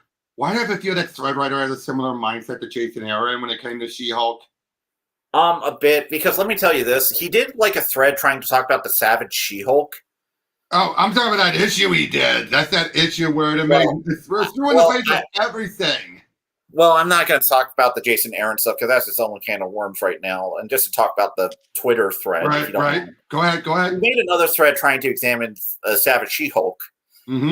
And here's the dumb part about it. He tried to talk about he or she. I don't know who runs the thread. So right. They just say they. They tried to talk about how She-Hulk is like in the city, and it's like a commentary on women's roles. And here's the thing: you can actually look up what the writer was thinking when writing that. Yeah. David Anthony Kraft wanted She-Hulk in the city for one reason. She was a lawyer, so she was dealing with more human stuff and stuff that the Hulk didn't necessarily deal with. So it sets the tone for what the comic deals with instead of what the Hulk deals with. It's not a commentary on gender. I seriously, it's when people, it's like you realize there's interviews. Nope, it's what I think. It's death of the author. It's what I think, not what the author wanted. Well, here's the thing. The reason they didn't look up the writing of Savage She-Hulk is obvious because it's by David Anthony Kraft, who is not a well-known comic book writer by modern audiences. Right. Sorry, David Anthony Kraft. I love your work for what you did, but you're not well known. Unfortunate. It's unfortunate. So... And like I said, they didn't look up any writing. And here's the thing. I was able to find introductions by him. And he talks about his thought process on how he did She-Hulk. And it's very enlightening because he's the one who started to move her to the Jen we know. He never got a lot with it done. I've read that run. It's only till near the end that he really starts to do modern Jen at all. Right. And both Roger Stern and John Byrne went off from there. It's a really sad thing to see. Right. I agree. It's just, I just don't get when people make these kind of statements. That again, just show like you have no idea what the hell you're talking about. Why? Yeah.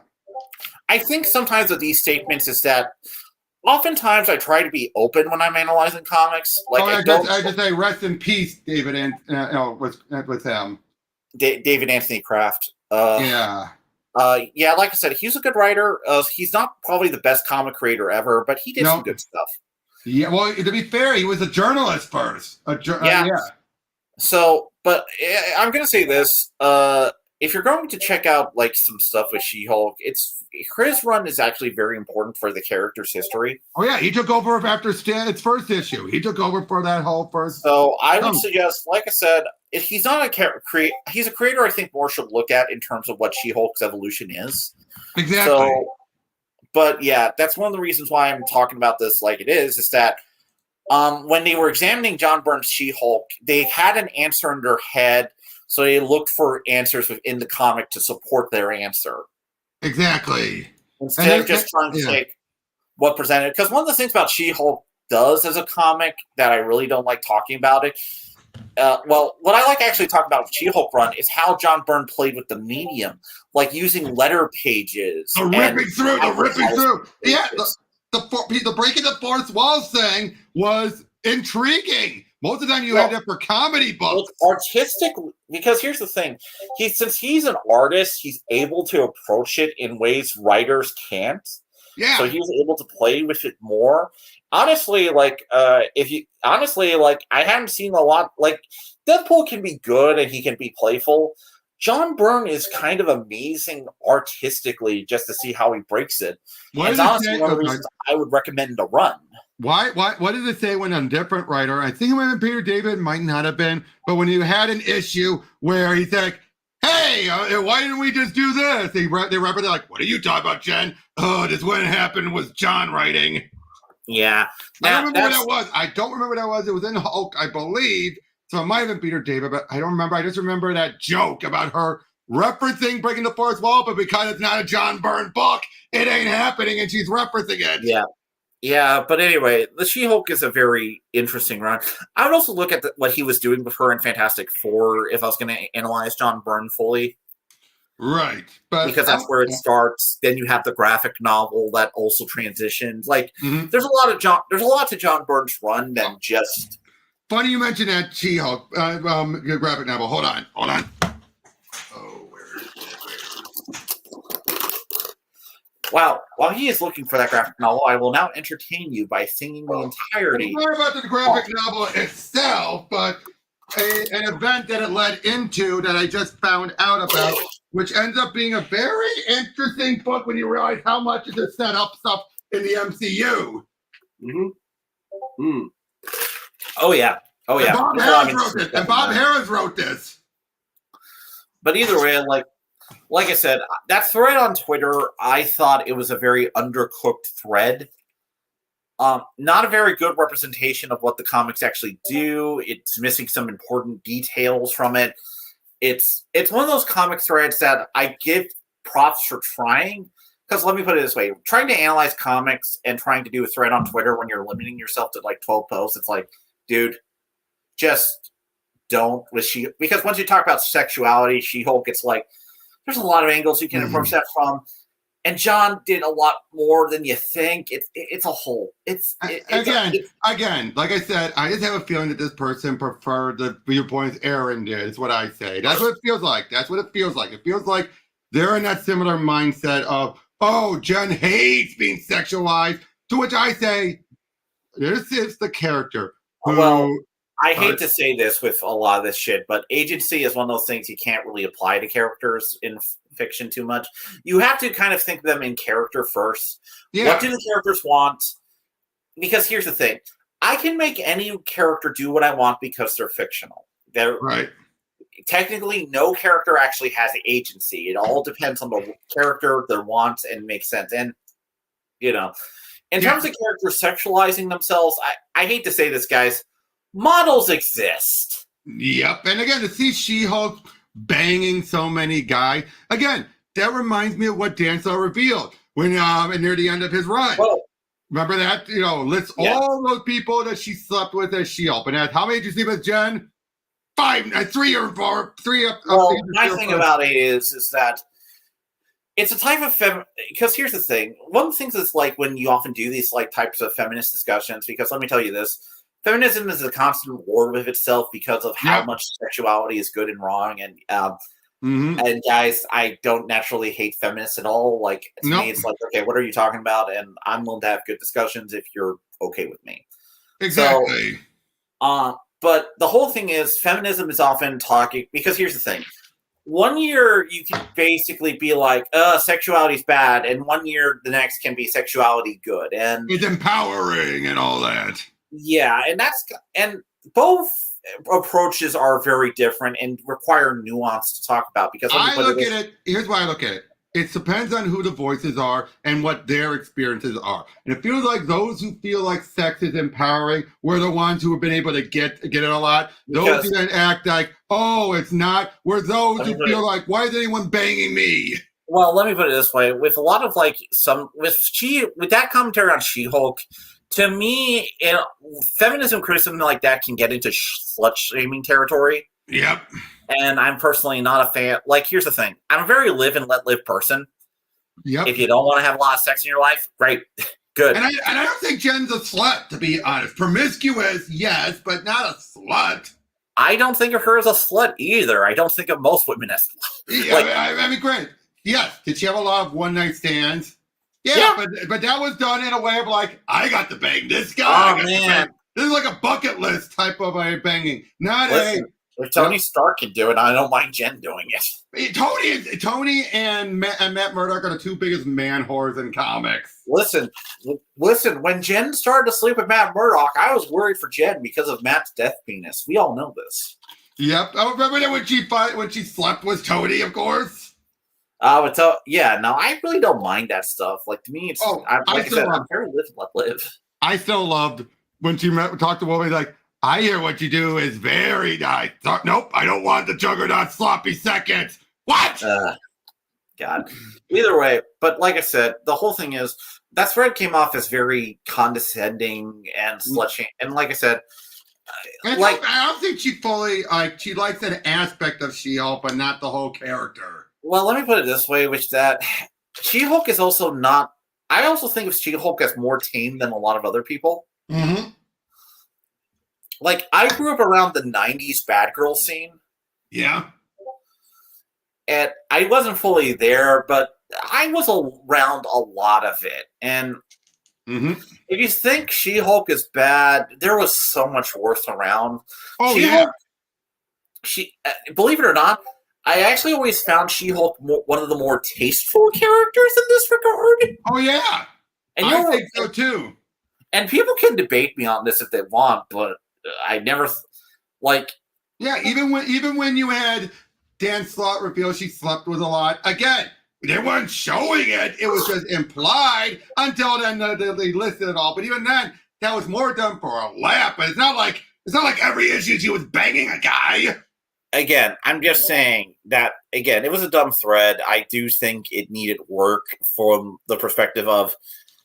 The writers should have been willing to actually look at various angles of what John did and not just look at what John did with She-Hulk. Because, like, with characters like that, especially when you're doing examinations, and you also have a character who comments on it, it's like you have to talk about the other character. Yeah. Because that's also another commentary on top of this commentary. Yep. By the way, speaking of Byrne, there was another thing that kind of went viral recently I wanted your opinion on. Okay. Byrne's weird thing with older men kissing younger girls. Oh, it's creepy and terrible, and I always hate that part of reading John Byrne's comics. Why? Why does he do that? Wasn't it true that he was the main instigator for Kitty and Colossus? I don't know. Wouldn't put past him, right? The problem with the Kitty Colossus stuff is we have to also think of it like at the time that was more accepted. True. That's just true, and that also might have been a Chris Claremont thing too. So yeah, but at the same time, though, I get sorry. It's also worth noting that like John left X-Men after Kitty was introduced.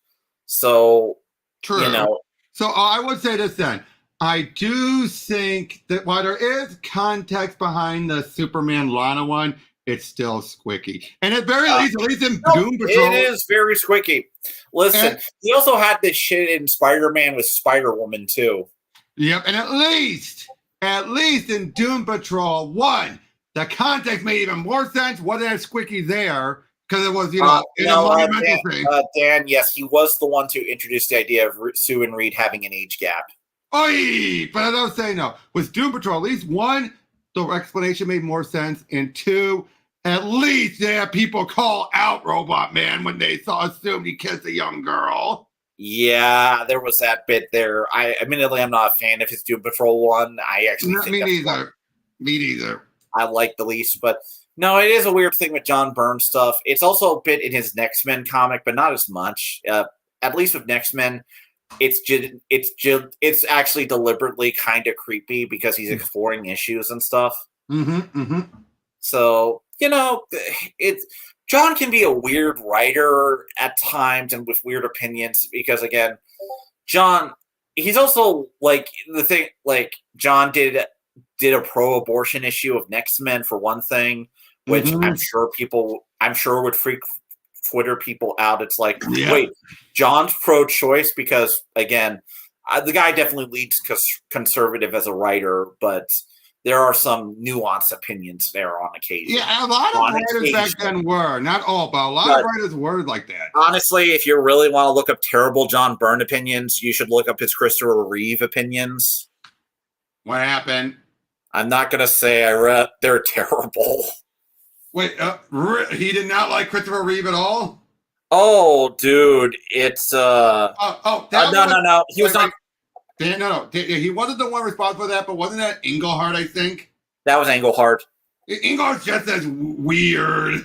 At times, yeah. No, he's just not as well known for it. But no, he didn't do John Byrne didn't do a lot of work with Green Lantern, so yeah. But he did give us Gansett. Yes, he did. People forget that. He's the co-creator of Gansett.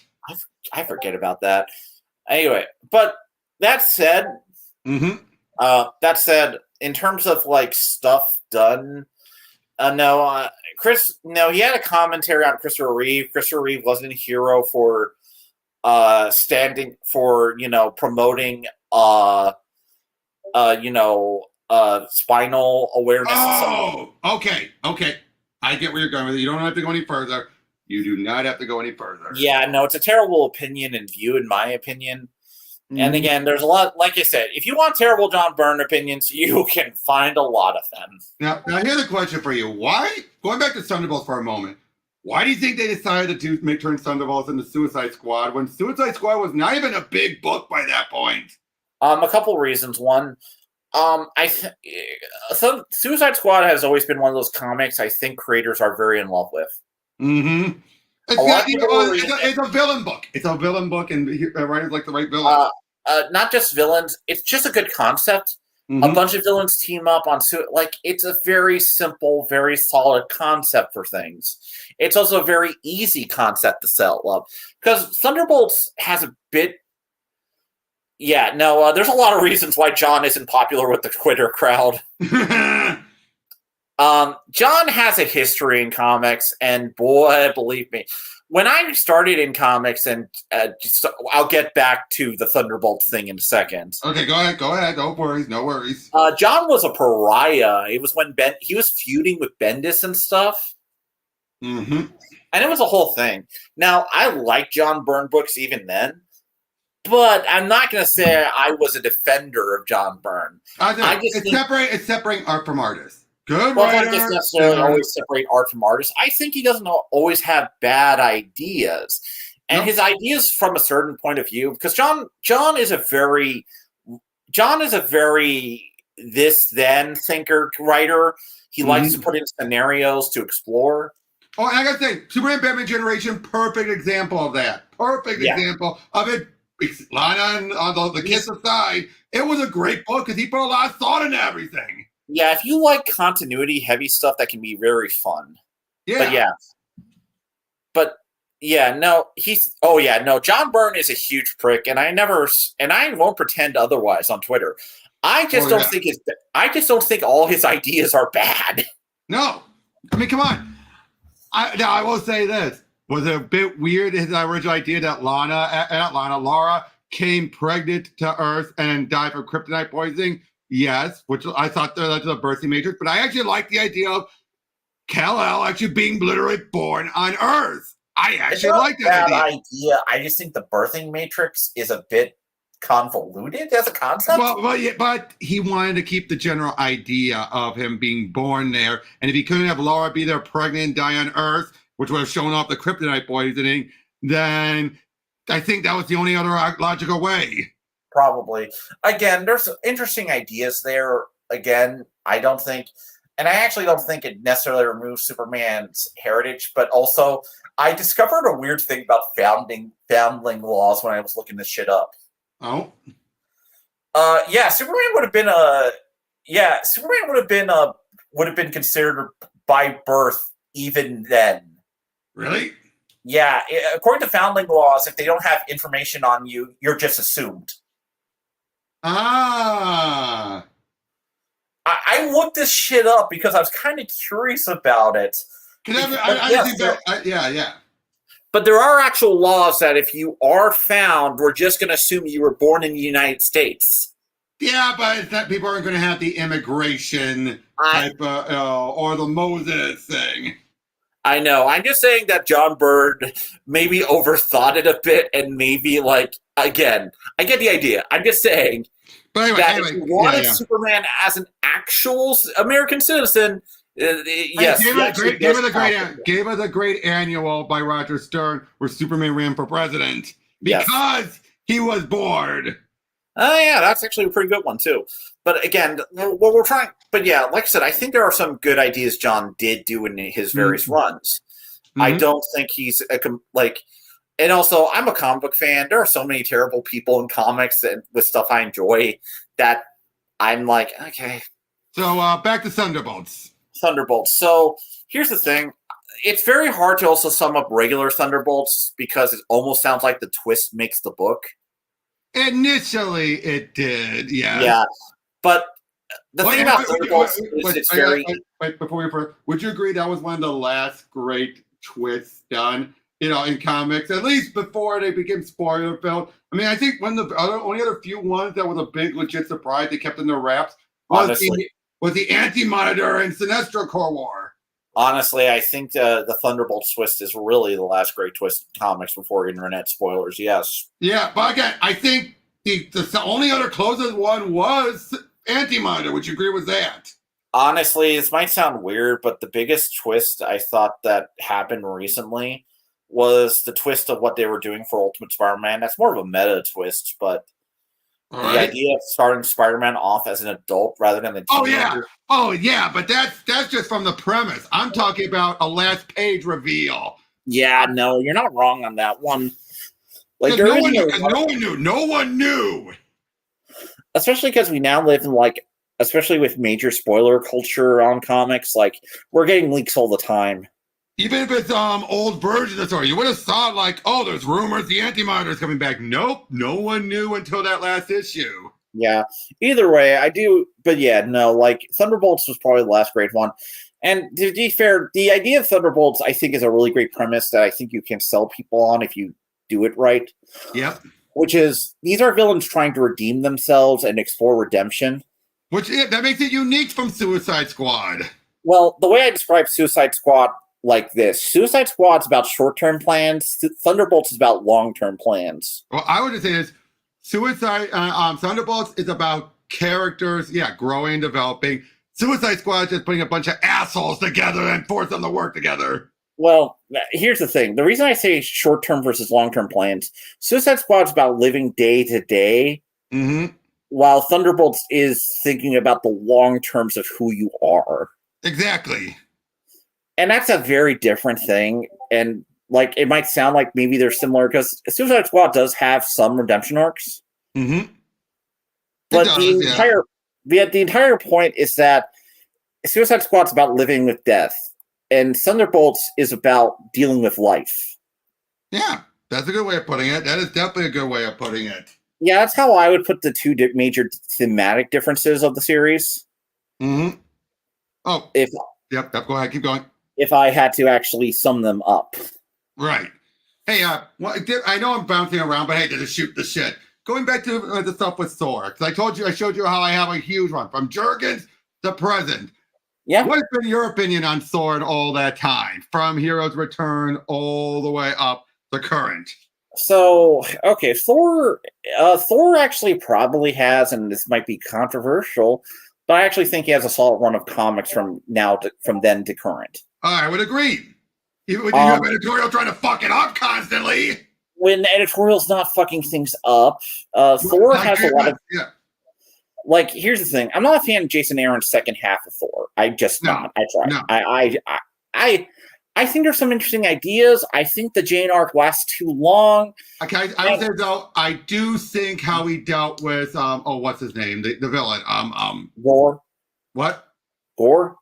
No, not Gore. The elf, the dark elf. Oh, Malekith. Malekith. I thought that was one of the best handling. That was one of the best. Taking his inner child, see it right that he's forced to watch. Yeah. I love that. There's a lot of, yeah. I also feel like they may have complicated up some aspects. Like, for one thing, Mjolnir's origin is now. But at least Case resolved it by killing her off. Yeah. Again, there's some interesting ideas here and there. I honestly think that one of the things with, like, again, I think Thor actually has a lot of solid work in the 2000s and beyond. It's not bad. It's not always going to be the best stuff, but it's not also stuff I'm saying we should get rid of it all. Oh, agreed. I would say, but I would say though about Aaron, he ripped off a lot of stuff from Jurgens. No, Aaron's run is basically, Aaron's one of those writers who's like, it doesn't matter as long as I write a good story. And it's like, dude, I hate that shit from writers because I'm like, guys, you can learn from bad stories. Yeah, but it's just like Jurgens gave us She-Thor, and then we got Lady Thor. But Jurgens made Thor King of Asgard. Aaron ended with him being King of Asgard. Yeah, no, like a lot of stuff, like Aaron feels like a remake of the Jurgens run at times, and I understand why, because except for Gore. Even Gore felt like a remake of the Dark Gods. Yeah, like a lot of it does feel a bit remakey, and I honestly want to compare the two runs sometime to see what they did better and did worse. Mm-hmm. And because I think both. I would say, I think Jurgens had the downside of being rushing his ending. Yeah, no, that's very true. I do like Ragnarok. Honestly, I wish Michael Avon Oeming actually did a full Thor run. I really think. Or have him continue on with Beta Ray Bill, because I love that mini. I love that Beta Ray Bill mini. Yeah, no, I actually think that Michael Avon Oeming really should have gotten like a full Thor-esque run of some sort. Mm-hmm. Agreed. But that's another story for another time. Okay, but yeah, I mean, overall, with so much of all this, and with Thor, I think. Yeah, Thor, you have Jurgens telling a complete story that Oeming wrapped up, but then from JMS, it feels like JMS has been like, everything's been ongoing ever since the JMS stuff. Honestly, I was trying to think of I was actually talking to people about this, because I was also thinking about the Fantastic Four during this era and how it's not actually that bad. Like, there's a lot of good stuff there too. Oh, yeah. The weakest, probably the worst one to suffer might be Avengers. To a degree. I think Cap too. I think Cap's had. No. Okay. And tell me if you agree with this statement about Iron Man. Yeah. Have you noticed that there's so many writers who keep deconstructing him, but don't reconstruct him at the end? They just deconstruct him, leave it as it is, and then the next writer comes and says, "I'm going to deconstruct him." No, they're basically, Tony's kind of stuck in a loop. Here's the thing: the Iron Man story should really be about Tony building something new. Yep, which is why I give props to Superior Iron Man.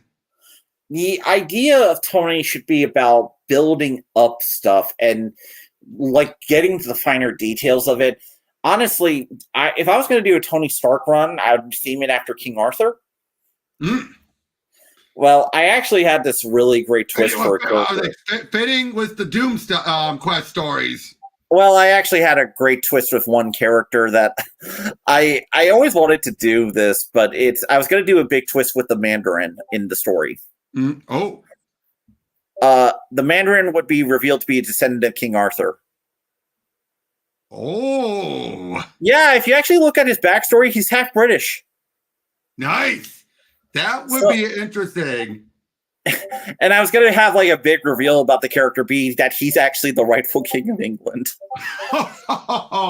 That would be clever. But I would say the last one run of Iron Man I still love, at least for the first issue, that getting setting up stuff, was Busic's. This whole idea, yeah. Busiek was. I think Matt Fraction and Kurt Busiek are probably the most. Oh, actually, I would also say that the Iron Man Agent of Shield era. The Knopfs, or how do you say their last name? Yeah, I actually think all those eras are probably the best Iron Man 2000s books. Yes, I would definitely say with Busiek, I love the idea of Tony being a where he would be a consultant. I love that idea of him being a consultant, helping out people, and it would take him there. But what did it say that the first thing Quesada does when he takes over the book is out his identity?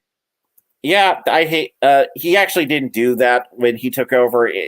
Quesada, no. The identity outing happened during the end of what's it called of Avengers Disassembled. No. Before that. Really?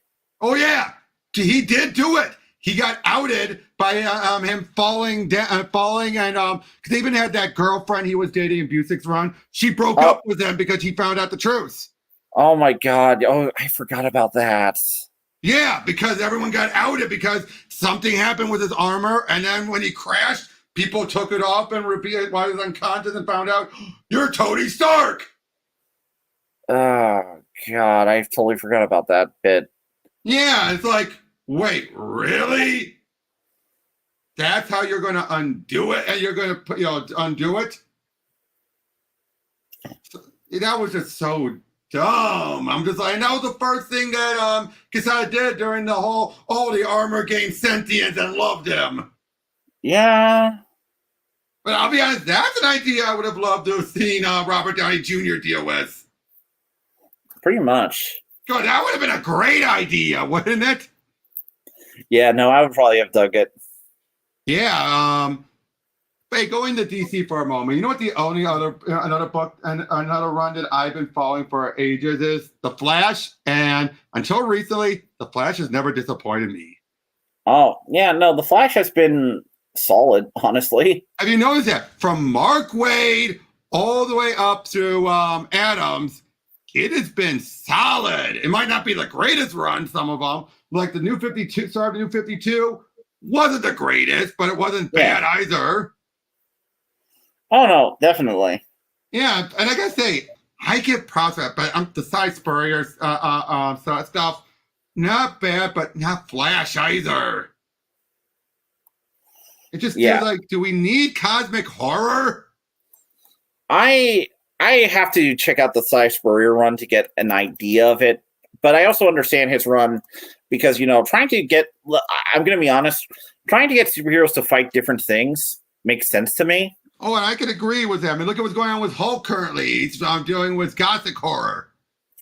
Yeah, to me, I understand trying to deal, getting a character out of, various threats is actually, to me, often a good thing. I actually think you want to know what the most important thing in a rogue gallery is?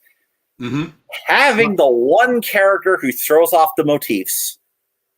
Yeah, pretty much. Speaking of Hulk, I gotta ask, what's been your favorite era of Hulk? My favorite era? Oh boy. Okay. And I'm not talking about creator runs. I'm talking about era. So with Peter David, you could have his Gray Hulk, his Professor Hulk era. You could have the Byrne. I genuinely think my favorite era is probably the Pantheon era of the Hulk.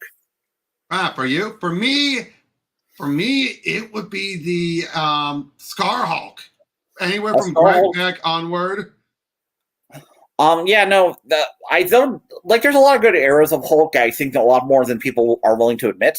But like Mark Waid's run. I thought Mark Waid's run was a good mix-up. And I found out from the man? He actually had to really think hard about making that run because he was never really a big Hulk fan. But then that idea came to him, and he thought it had merit. Hey, that's fair. He wouldn't have done the book if he couldn't think of an idea. Yeah, no, my whole thing is I like the Pantheon era because it really put the Hulk in a different space, him trying to balance his life again. Mm-hmm. I honestly thought it, and I also liked all the supporting characters. I wished, I honestly wanted a more return to them. They're very interesting. I thought it was an interesting setup. What did you think about the Maestro minis? Because I'll tell you this, my opinion, it should have just been the one mini. Those other two, I've only read the one mini. I liked it a lot. Oh, I loved it. But the other two felt like and they got everything they wanted in the first mini. The other two just felt like spinning its wheels for two other mini events. I understand why, but yeah, no. The second mini wraps up the Pantheon stuff. Yeah. I have to actually check those out. So give me, like I said, I have to, again, I have like a huge fucking backlog of stuff too. So do I. But for me though, why do I like Scar Hulk is that Hulk was the one with a brain just as much as Bruce. It's not a bad era, like I said. They never explain it. They never explain how he got that brain, but I like that he actually, I said, yeah. I often think that each Hulk, my opinion on how Hulks work is that each Hulk should be a different monster. Oh yeah, well that's pretty much what Immortal played up with. Yeah, like believe it or not, like this even applies to Professor Hulk. Mm-hmm. I think he's a monster of denial. Yes, that actually fits very well. The fact that he even denied the truth that he wasn't meant to be a they thought, oh no, I'm a merged Hulk, I'm perfect. It's like, no, you're just another incarnation. Well, I actually think I don't like him being necessarily an incarnation. I actually think here's how I like to think of him. Mm-hmm. He's the first step of getting better. Yes. But he's not the first, but he's not fully there yet. And unfortunately, that's exactly what happened. Because that's exactly what Samson said. That's exactly what Samson said. Like, no, you had the best balance, but you didn't come back for more treatment, and now you're getting unstable. Yeah, essentially, he went to the doctor, fixed the problem, and then didn't come back for checkups. Exactly, because he felt like, I'm perfect now. That's how I like to think that the Hulk is. I personally think he definitely is Banner. I don't like to think of him as like a different Banner. Right.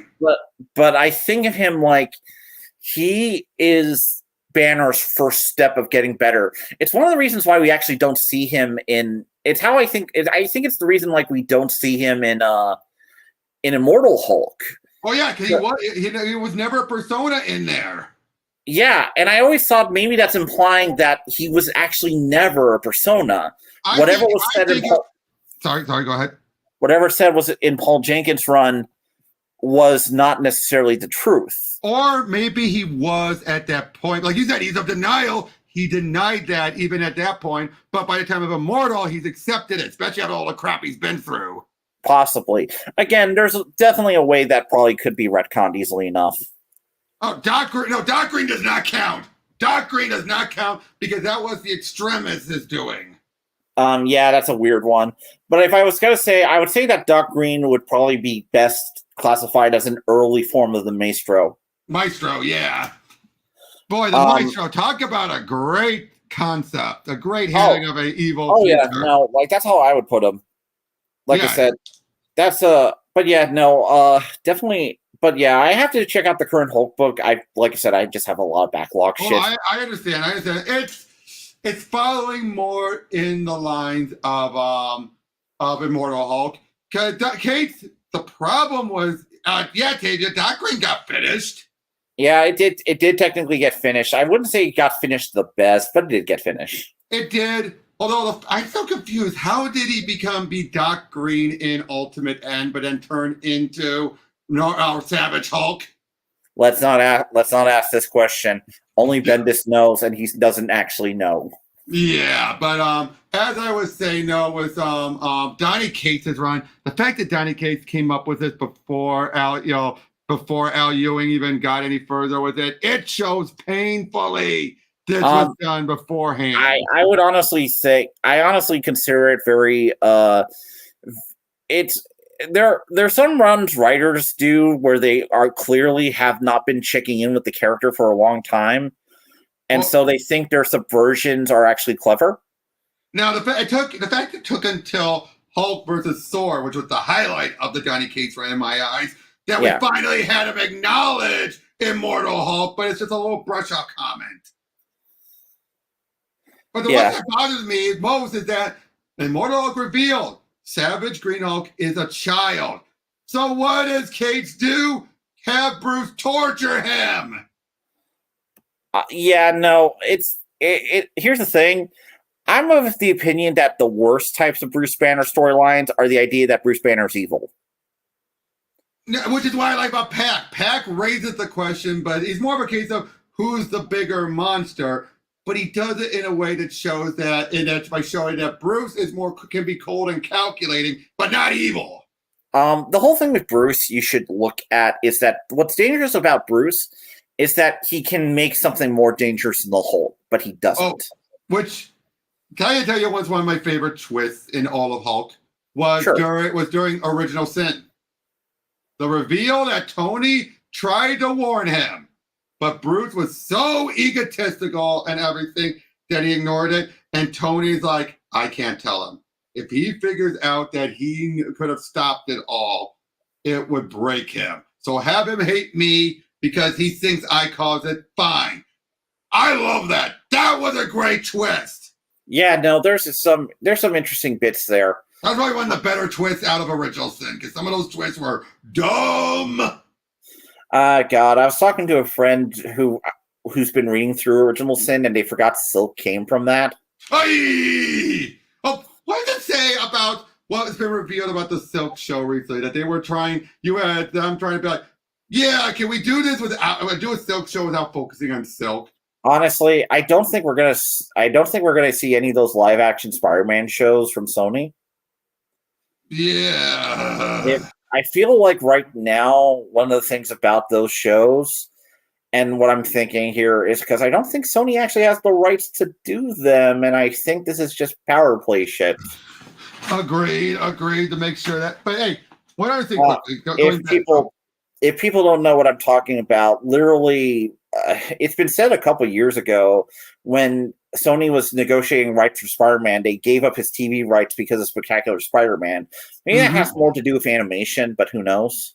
Right. By the way, getting back to what I brought up beforehand with Nick Fury versus S.H.I.E.L.D., can you believe that you realize a lot of Winter Soldier came from this? Oh, yeah. No, like, in general, I think that indicates like the 2000s S.H.I.E.L.D. stuff, which, like I said, a lot of the movies are actually drawing from. Yeah, but to be fair, this was the very first Fury versus S.H.I.E.L.D. type of event. But you had it be that turns out someone from Hydra was replacing people with LMGs and everything, and taking over power and everything. Oh yeah, yeah. But I still say it's the best Nick Fury series of all. What? Secret Warriors. Oh, Secret Warriors is good shit.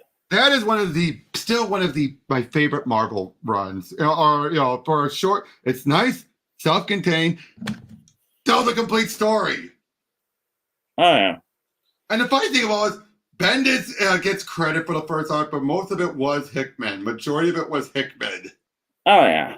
It's just like, but they put Bendis' name on it to give it the jump start. Let's be honest, a lot of people wouldn't have bought it because they'd be like, "Who's Hickman?" back then. Oh yeah, no, I knew who Hickman was because I actually read the nightly news before he got there.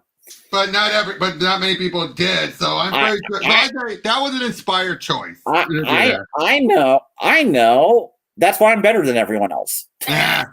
By the way, what happened to OG Nick Fury? What happened to him since? I know Watcher is back. He's in another dimension. Oh, really?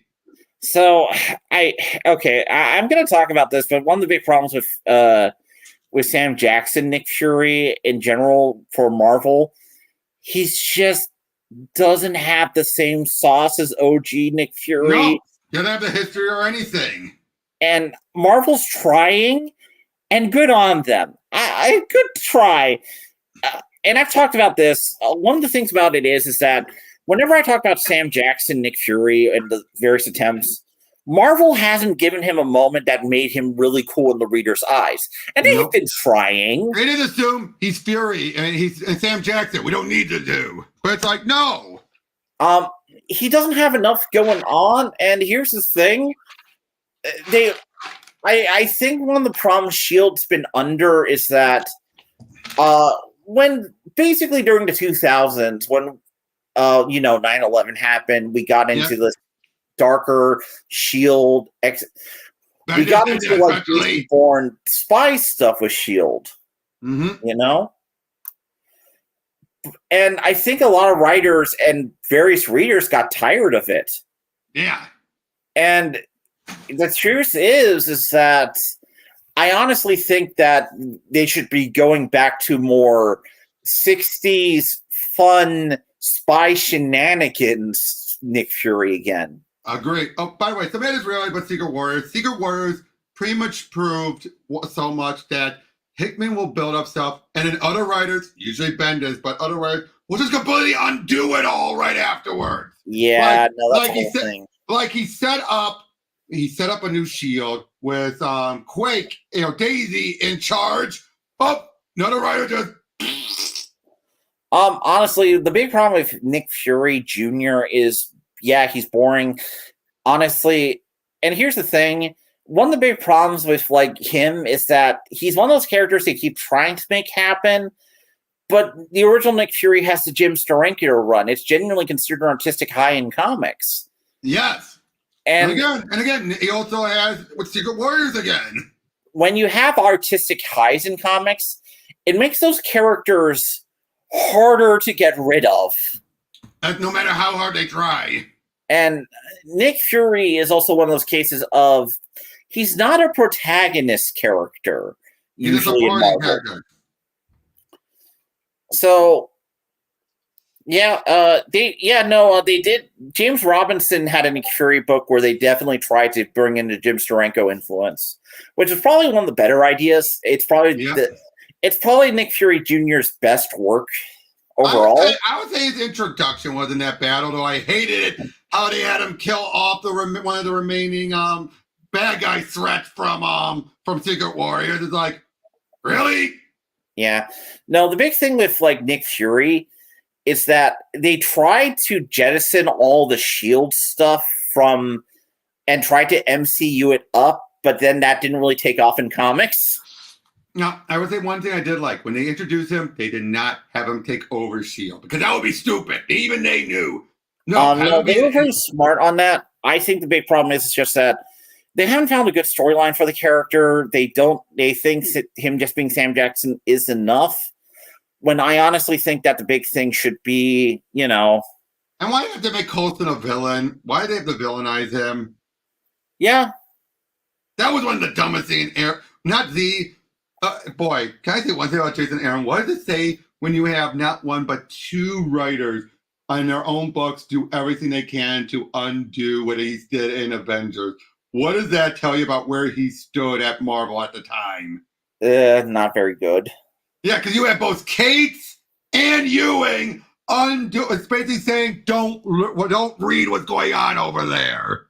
Yeah, no. The whole thing about it boils down to is that Avengers run, I don't know exactly what the reception to Inside, but it definitely felt like a filler era. It was the placate Aaron. Let's be honest. It was the placate him. Okay. Yeah. David brought up a point. Where do you stand about Spider-Goblin? I think as a concept, it has so much potential. Because let me talk about Spider-Goblin. What you really just said, though, as a concept, it plays up the whole... let me talk about... I guess I'm going to have to talk about Zeb Wells' run as a whole and what I've been thinking of it in general. Because, hey, you're giving me a chance to fucking talk about it, and go ahead. I can expand on it. So, okay, let me put it this way. The entire Zeb Wells run has been building up to this. Mm-hmm. And that's just it. Because, a lot of people talk about the Mary Jane Spider-Man stuff, and I'm just going to tell you, that's not what Zeb Wells really wanted to write about. But the story he wanted to write about... That was the editorial stuff. Honestly, it's not necessarily the editorial stuff. It's probably was him on some level. Oh. Because, here's the thing. If you're all finding out about this from me, I'm sorry. Zeb Wells was going through a divorce during his time writing Amazing Spider-Man. I met the man last year, and I never got an indication about that. But yeah, wow. Don't bring this up to him. I wouldn't. Or me. Okay, but anyway, sorry. It's clear the dude didn't want to write about Mary Jane, and I can kind of understand that. You know, you're going through shit. You don't want to write about. I get that, but I do think Nick Loeb encouraged the direction for him. Oh no, he definitely did. I think here's the thing: I don't look at the current run as just one person's fuck up. No, but now, you know what thing Zeb Wells did throw under the bus, saying it was all editorial? Dark web. Oh yeah, no, that's entirely. He threw that all under the bus. He's like, no, not me. Man, no, that's totally fair. I can see that. Anyway, but that said, the Zeb Wells stuff, clearly he wanted to focus on Norman and Peter. Which I gotta say is probably the strongest part of his entire run by comparison. But I think the problem with Zeb Wells' run is he set it up completely the wrong way. Yes. Because here's the thing. You want to know what he could have done to set it up well? What? Here's the thing. Have MJ in a coma and Norman Osborn's the one keeping her alive. Ooh, nice. Sorry. That way, here's a couple things. One, you get the MJ fans off of Norman's back because, Norman's the one keeping her alive. So if we want her alive, Norman gets rid of Paul. Gets rid of Paul, too. Yeah, it gets rid of Paul. And then you have a single Peter who's stuck in this weird place. Because here's the thing. It's clear Zeb isn't interested in any of the dating shit. He tries. He does token. I mean, now, granted, from what I heard, he was a big fan of Peter Blackcat, so he was giving it, but he didn't do anything with it, so they dropped it. Yeah, no, he clearly can't do that shit.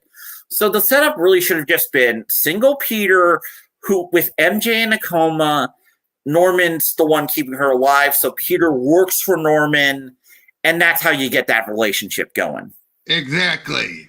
Now, do I think this is a great setup completely? No. Now, you remember that. Now, to be fair, the Norman stuff, remember, that's a holdover from Spencer's run.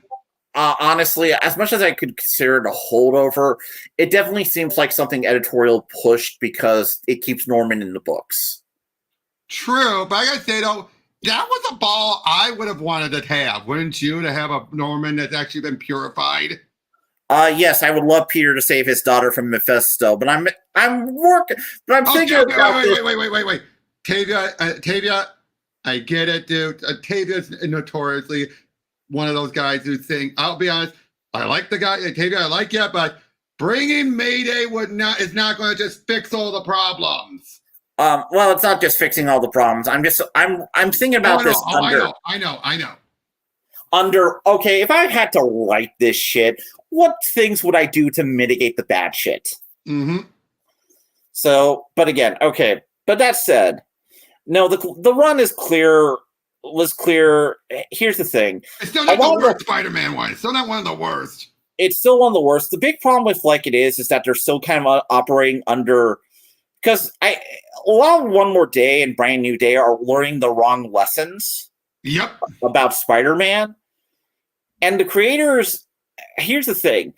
They haven't been noticing that people were getting tired of their shit. Because you know what, to be funny, I think they are, but they're like, who gives a shit? That's the one, that is the biggest problem with Marvel. I honestly think that's changing a bit because, dude, like Spider-Man's being beaten by Transformers in sales. And remember, that's what led to Fraud finally getting off the book with sales going down. That's what finally got him off the book. Like, that's also what happened with Tom King Batman. It was being beaten by the fucking Hulk. No offense to Hulk. But when the number 2 book, but when you have a big book start being beaten by other things. Well, to be fair, that was Immortal Hulk, wasn't it? Yes. That's really good, but it's still Batman. Well, yeah. I'm of course joking, but Tavia has a good point as well. Ultimate Spider-Man is beating out Amazing. I bet you, yes, low.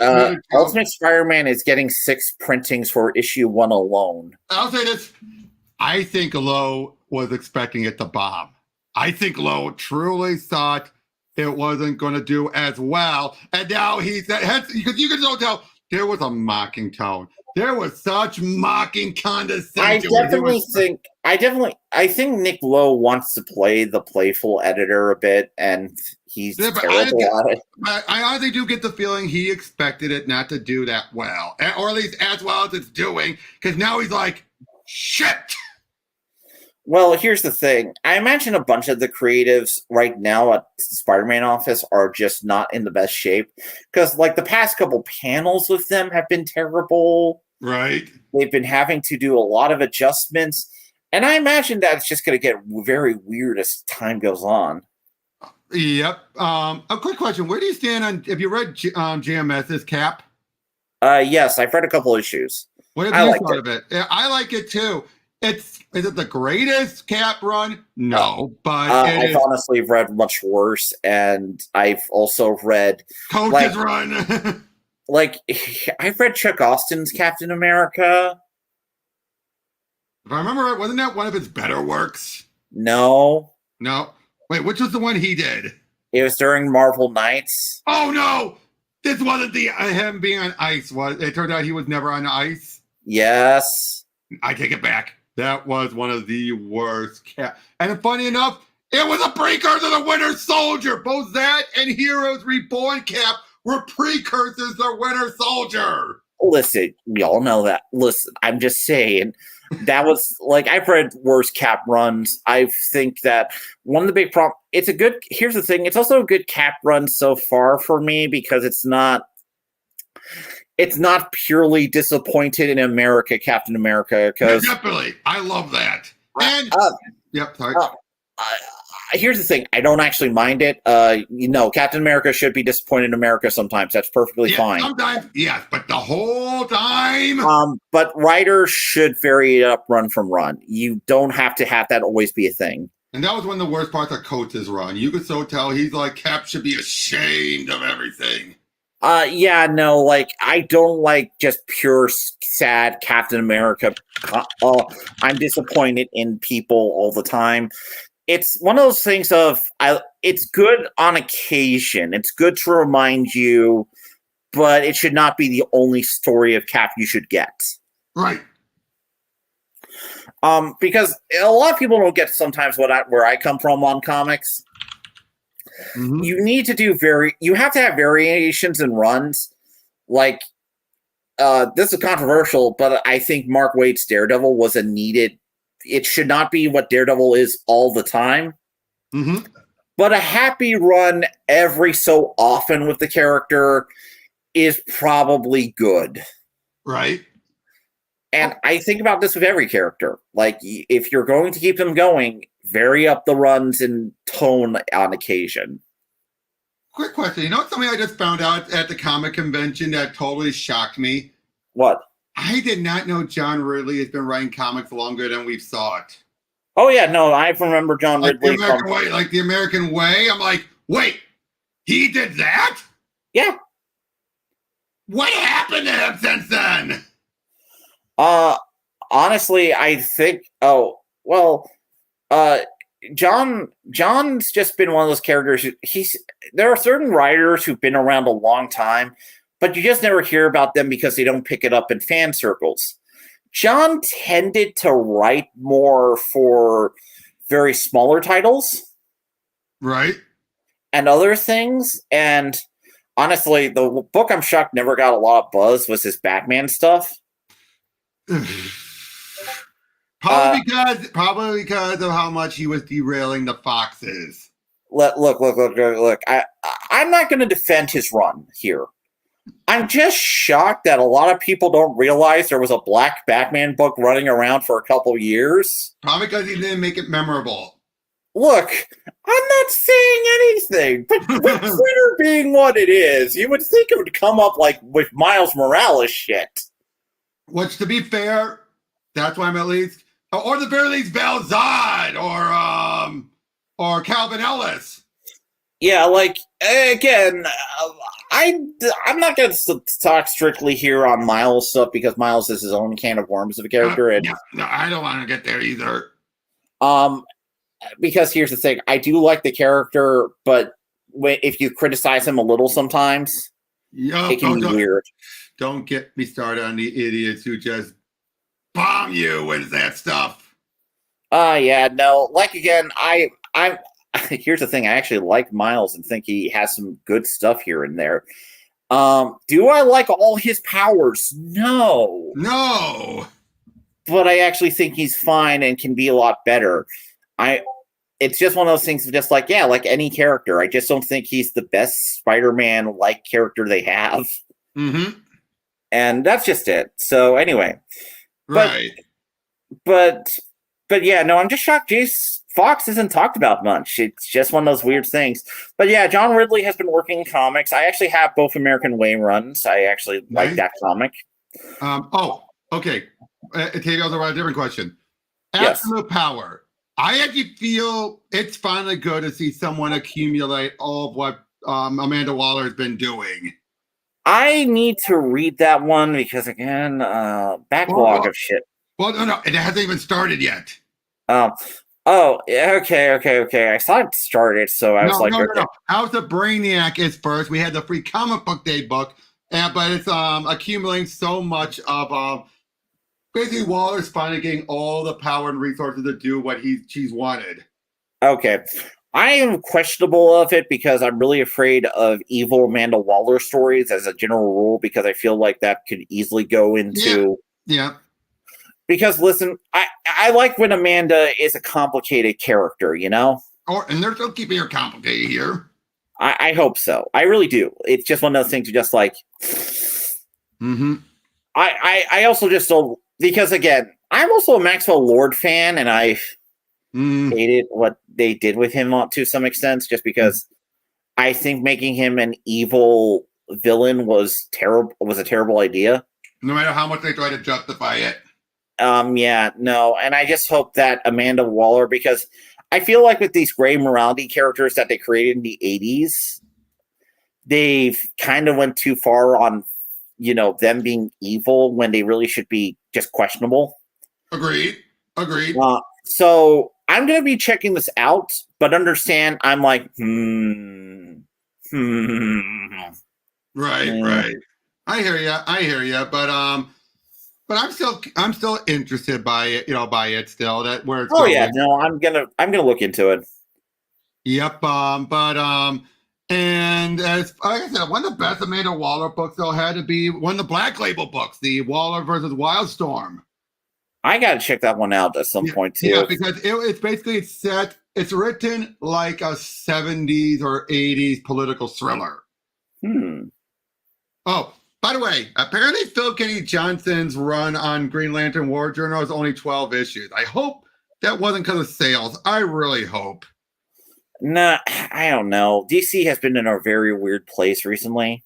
Seriously, what is with people like Phil Kennedy Johnson? An amazing writer, but the sales aren't there. And yet people other writers get huge sales when they're lousy writers.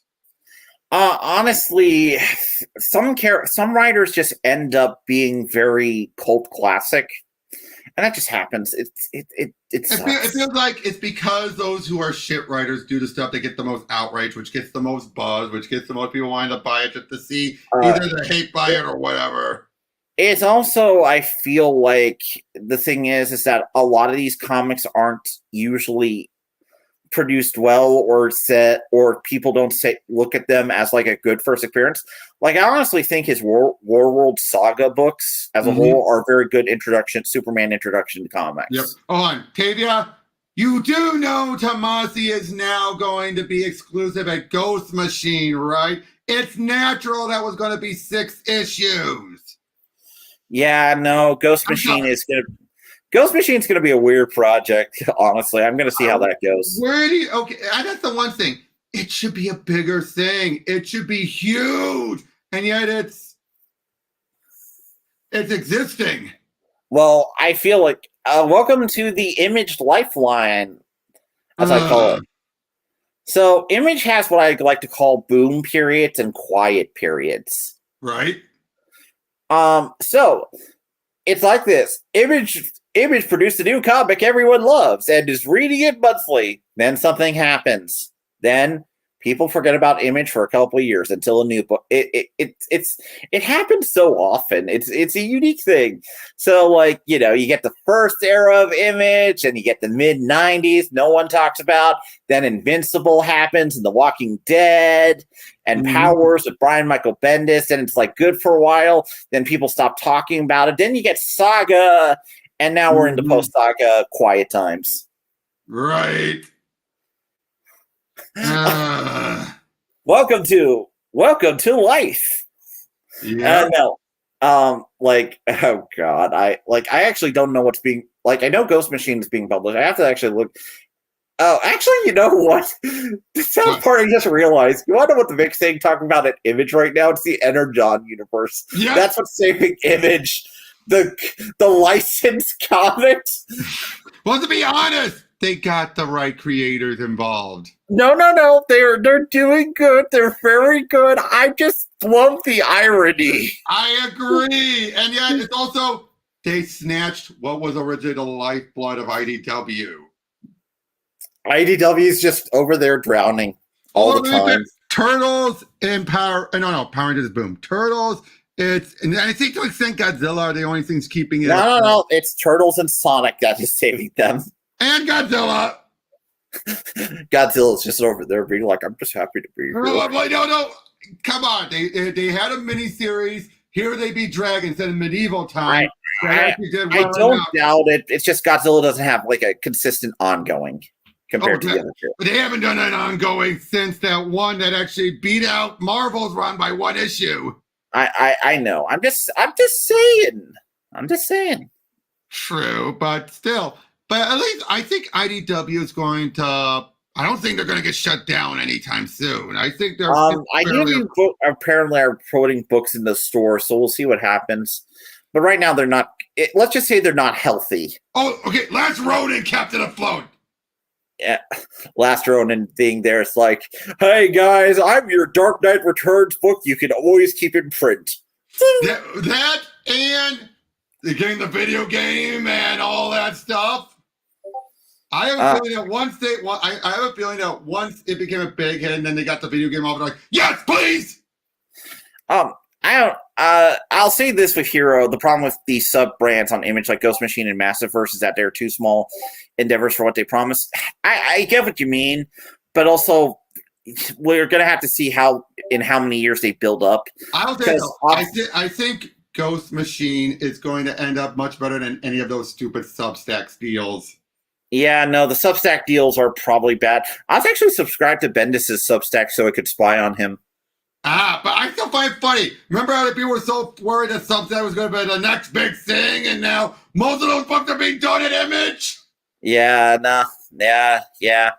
But anyway, the whole thing with, the Substack stuff is special. I got to talk about it one day because it's like I actually kind of predicted that would happen. Yeah, no one just talked about it. People were like, oh my God, this is horrible. And I bet you Spencer regrets leaving Spidey. Honestly, I bet everyone does. Anyway, but I have a joke about this one. It's just like, man, it's like the Image Comics Union. Nobody remembers. Hey, quick question when it comes to Spencer. Do you honestly think one of the reasons why he left is because they didn't do the one more day retcon? I honestly think that's a possibility, and I'm not going to deny it. I think it's one of the things that cemented his decision, at least. It definitely probably played into it. I imagine just the fuckery from Nick Lowe and various other factors too. The main reason he left. Yeah, that's really it. And Claire Lowe was fighting him every step of the way. It's so obvious. It definitely feels like at some point somebody went, we have to break the wheels on this. And here's the thing. I don't think Nick Spencer's run was the best Spider-Man run ever. No, but it did fix a lot of damage slots way too long run. But I do think that it was the run that Spider-Man kind of needed. Yeah. And it's because here's the thing. Spider-Man doesn't really have a great setup at the moment in various ways. Like, guys, when was the last time Aunt May was a major part of Amazing Spider-Man? One More Day was meant to keep her around, but she's not there. The only time, for me, the only time Aunt May was ever good was during the JMS era. I wouldn't say that necessarily, but yeah, like that's actually her high point. And that would include stuff like Mark Millar's Marvel Knights, for example. Yeah, but anyway. Well, is it funny? Mark Millar's Marvel Knights Spider-Man is still one of my all-time favorite Spider-Man. Honestly, I do think there's actually possibility for Aunt May to exist if let's say if they do bring back the marriage and let Spider-Man have kids. Let's say that if you want to differentiate 616 from other universes that have that, having Aunt May be a grandmother to Peter's kids would actually be different from other universes at this point. Agreed. That would be a good way to keep her around and actually have her be useful. Have her meet Kane and Ben Reilly and talk to them and realize that she has more family than she thought she did. Exactly. That would actually at least justify her place if you're going to keep using her. Agreed. Now, I'm not saying that she should stay around and she should always live. No. But if you want the character around and used more, there are ways. Like, hell, Peter David made me realize this on his symbiote Spider-Man. We never saw Black Cat and Aunt May interact, really. Right. Oh, quick thing I got to ask. What the hell was Nick Lowe thinking that and claiming that, oh, we can't have Ben be good because we have another good Spidey with Miles. What the hell kind of logic does that make? Honestly, and I said this before, and people didn't really get this on my Twitter, why I point that out as why Nick Lowe is a bad editor. Mm-hmm. That's not something you say to fans ever. Exactly. Why? That sounds something he wants to spite fans by saying that, or just like, nope, I know more than all of you. That's what it's not necessarily he knows more. It's the fact that, like, listen, it's not fun to have fans against each other. Now that means, like, here's the thing. You're literally giving ammo to Ben Reilly fans to hate Miles. Yeah. Here's the thing. I don't want to hate Miles. I think he's okay. Mm-hmm. I think he has a place. I think he can be done well. I don't want to give more ammo to the haters of him because that's what he did. Mm-hmm. You know? Because guess what? When you have an editor go, well, this character can't exist because of that, I'm like, dude, you don't see that shit. Exactly. Exactly. Now, Lowe did some good stuff back in the day, like a lot of the Neil Gaiman works. He's the one who brought Gaiman over. Look, I'm not denying that Lowe can be an editor that works sometimes, though his track record on Spider-Man does leave a lot to be desired. Oh, and I agree, but hey, we also say this: he also gave us Runaways. Yeah. Either way, the thing about it is with Nick Lowe currently is that. He's one of those. He's definitely one of those editors who needs to learn to shut up or put. Like, here's the thing, and also I think he just needs to give up on certain storylines. Mm-hmm. I feel he was raised by Quesada and Brevoort, and both of them taught him don't listen to fans, spite the fans because we don't care about the fans. That's the vibe I get. I think one of the problems with that thinking is also it needs a balance. You shouldn't always listen to fans. Oh, yeah. But you shouldn't take them for granted, if that makes sense. And I think Ultimate beating out Amazing, I think his days are numbered on the Spider-Man book. I think his days are numbered. I definitely think that myself.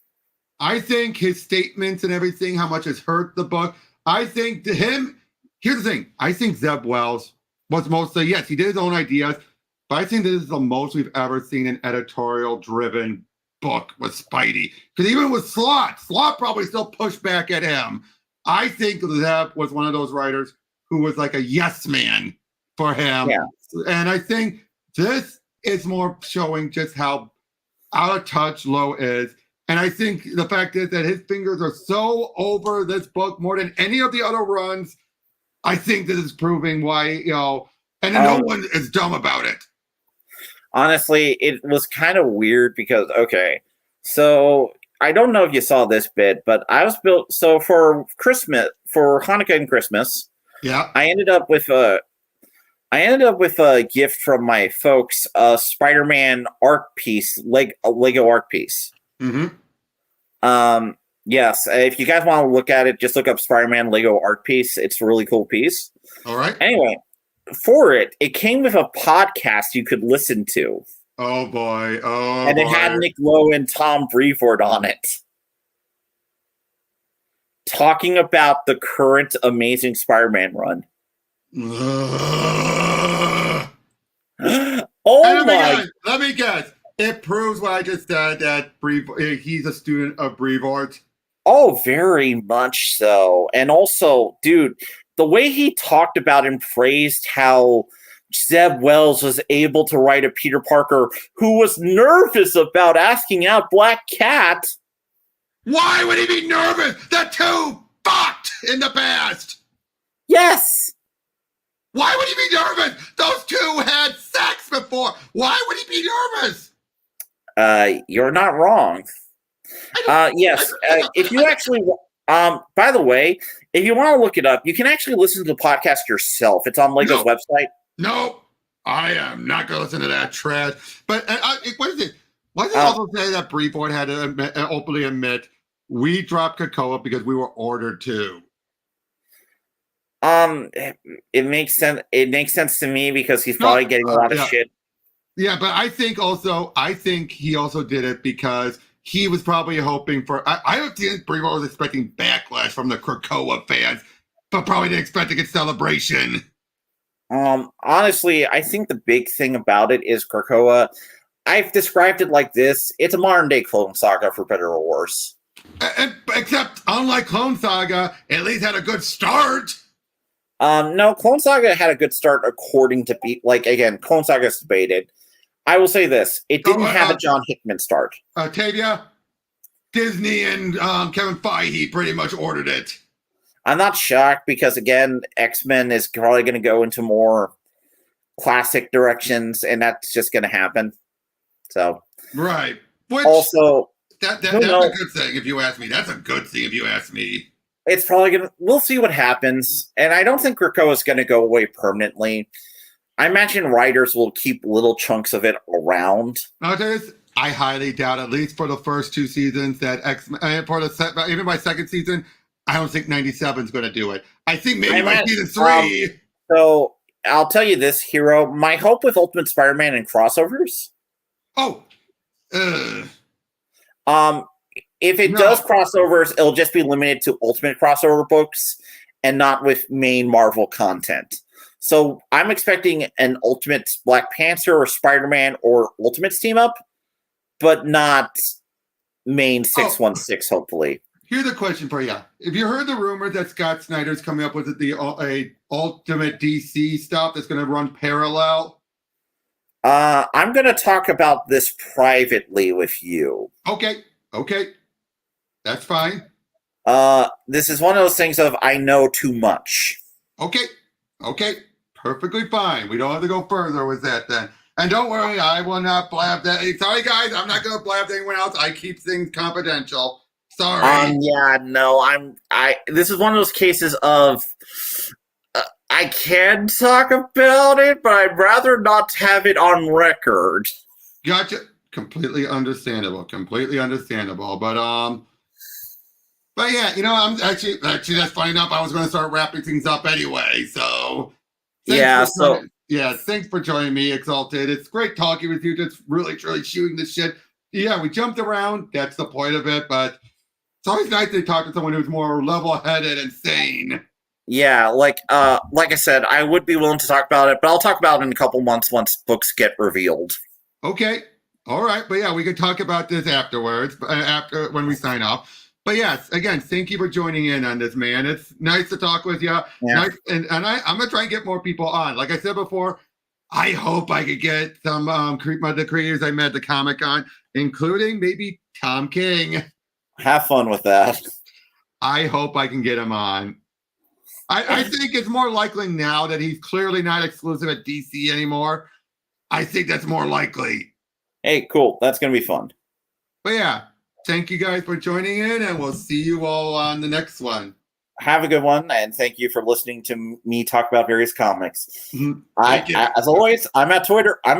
So if you want to bug me about something, I'm there. Yep, just tag him in and he'll usually respond.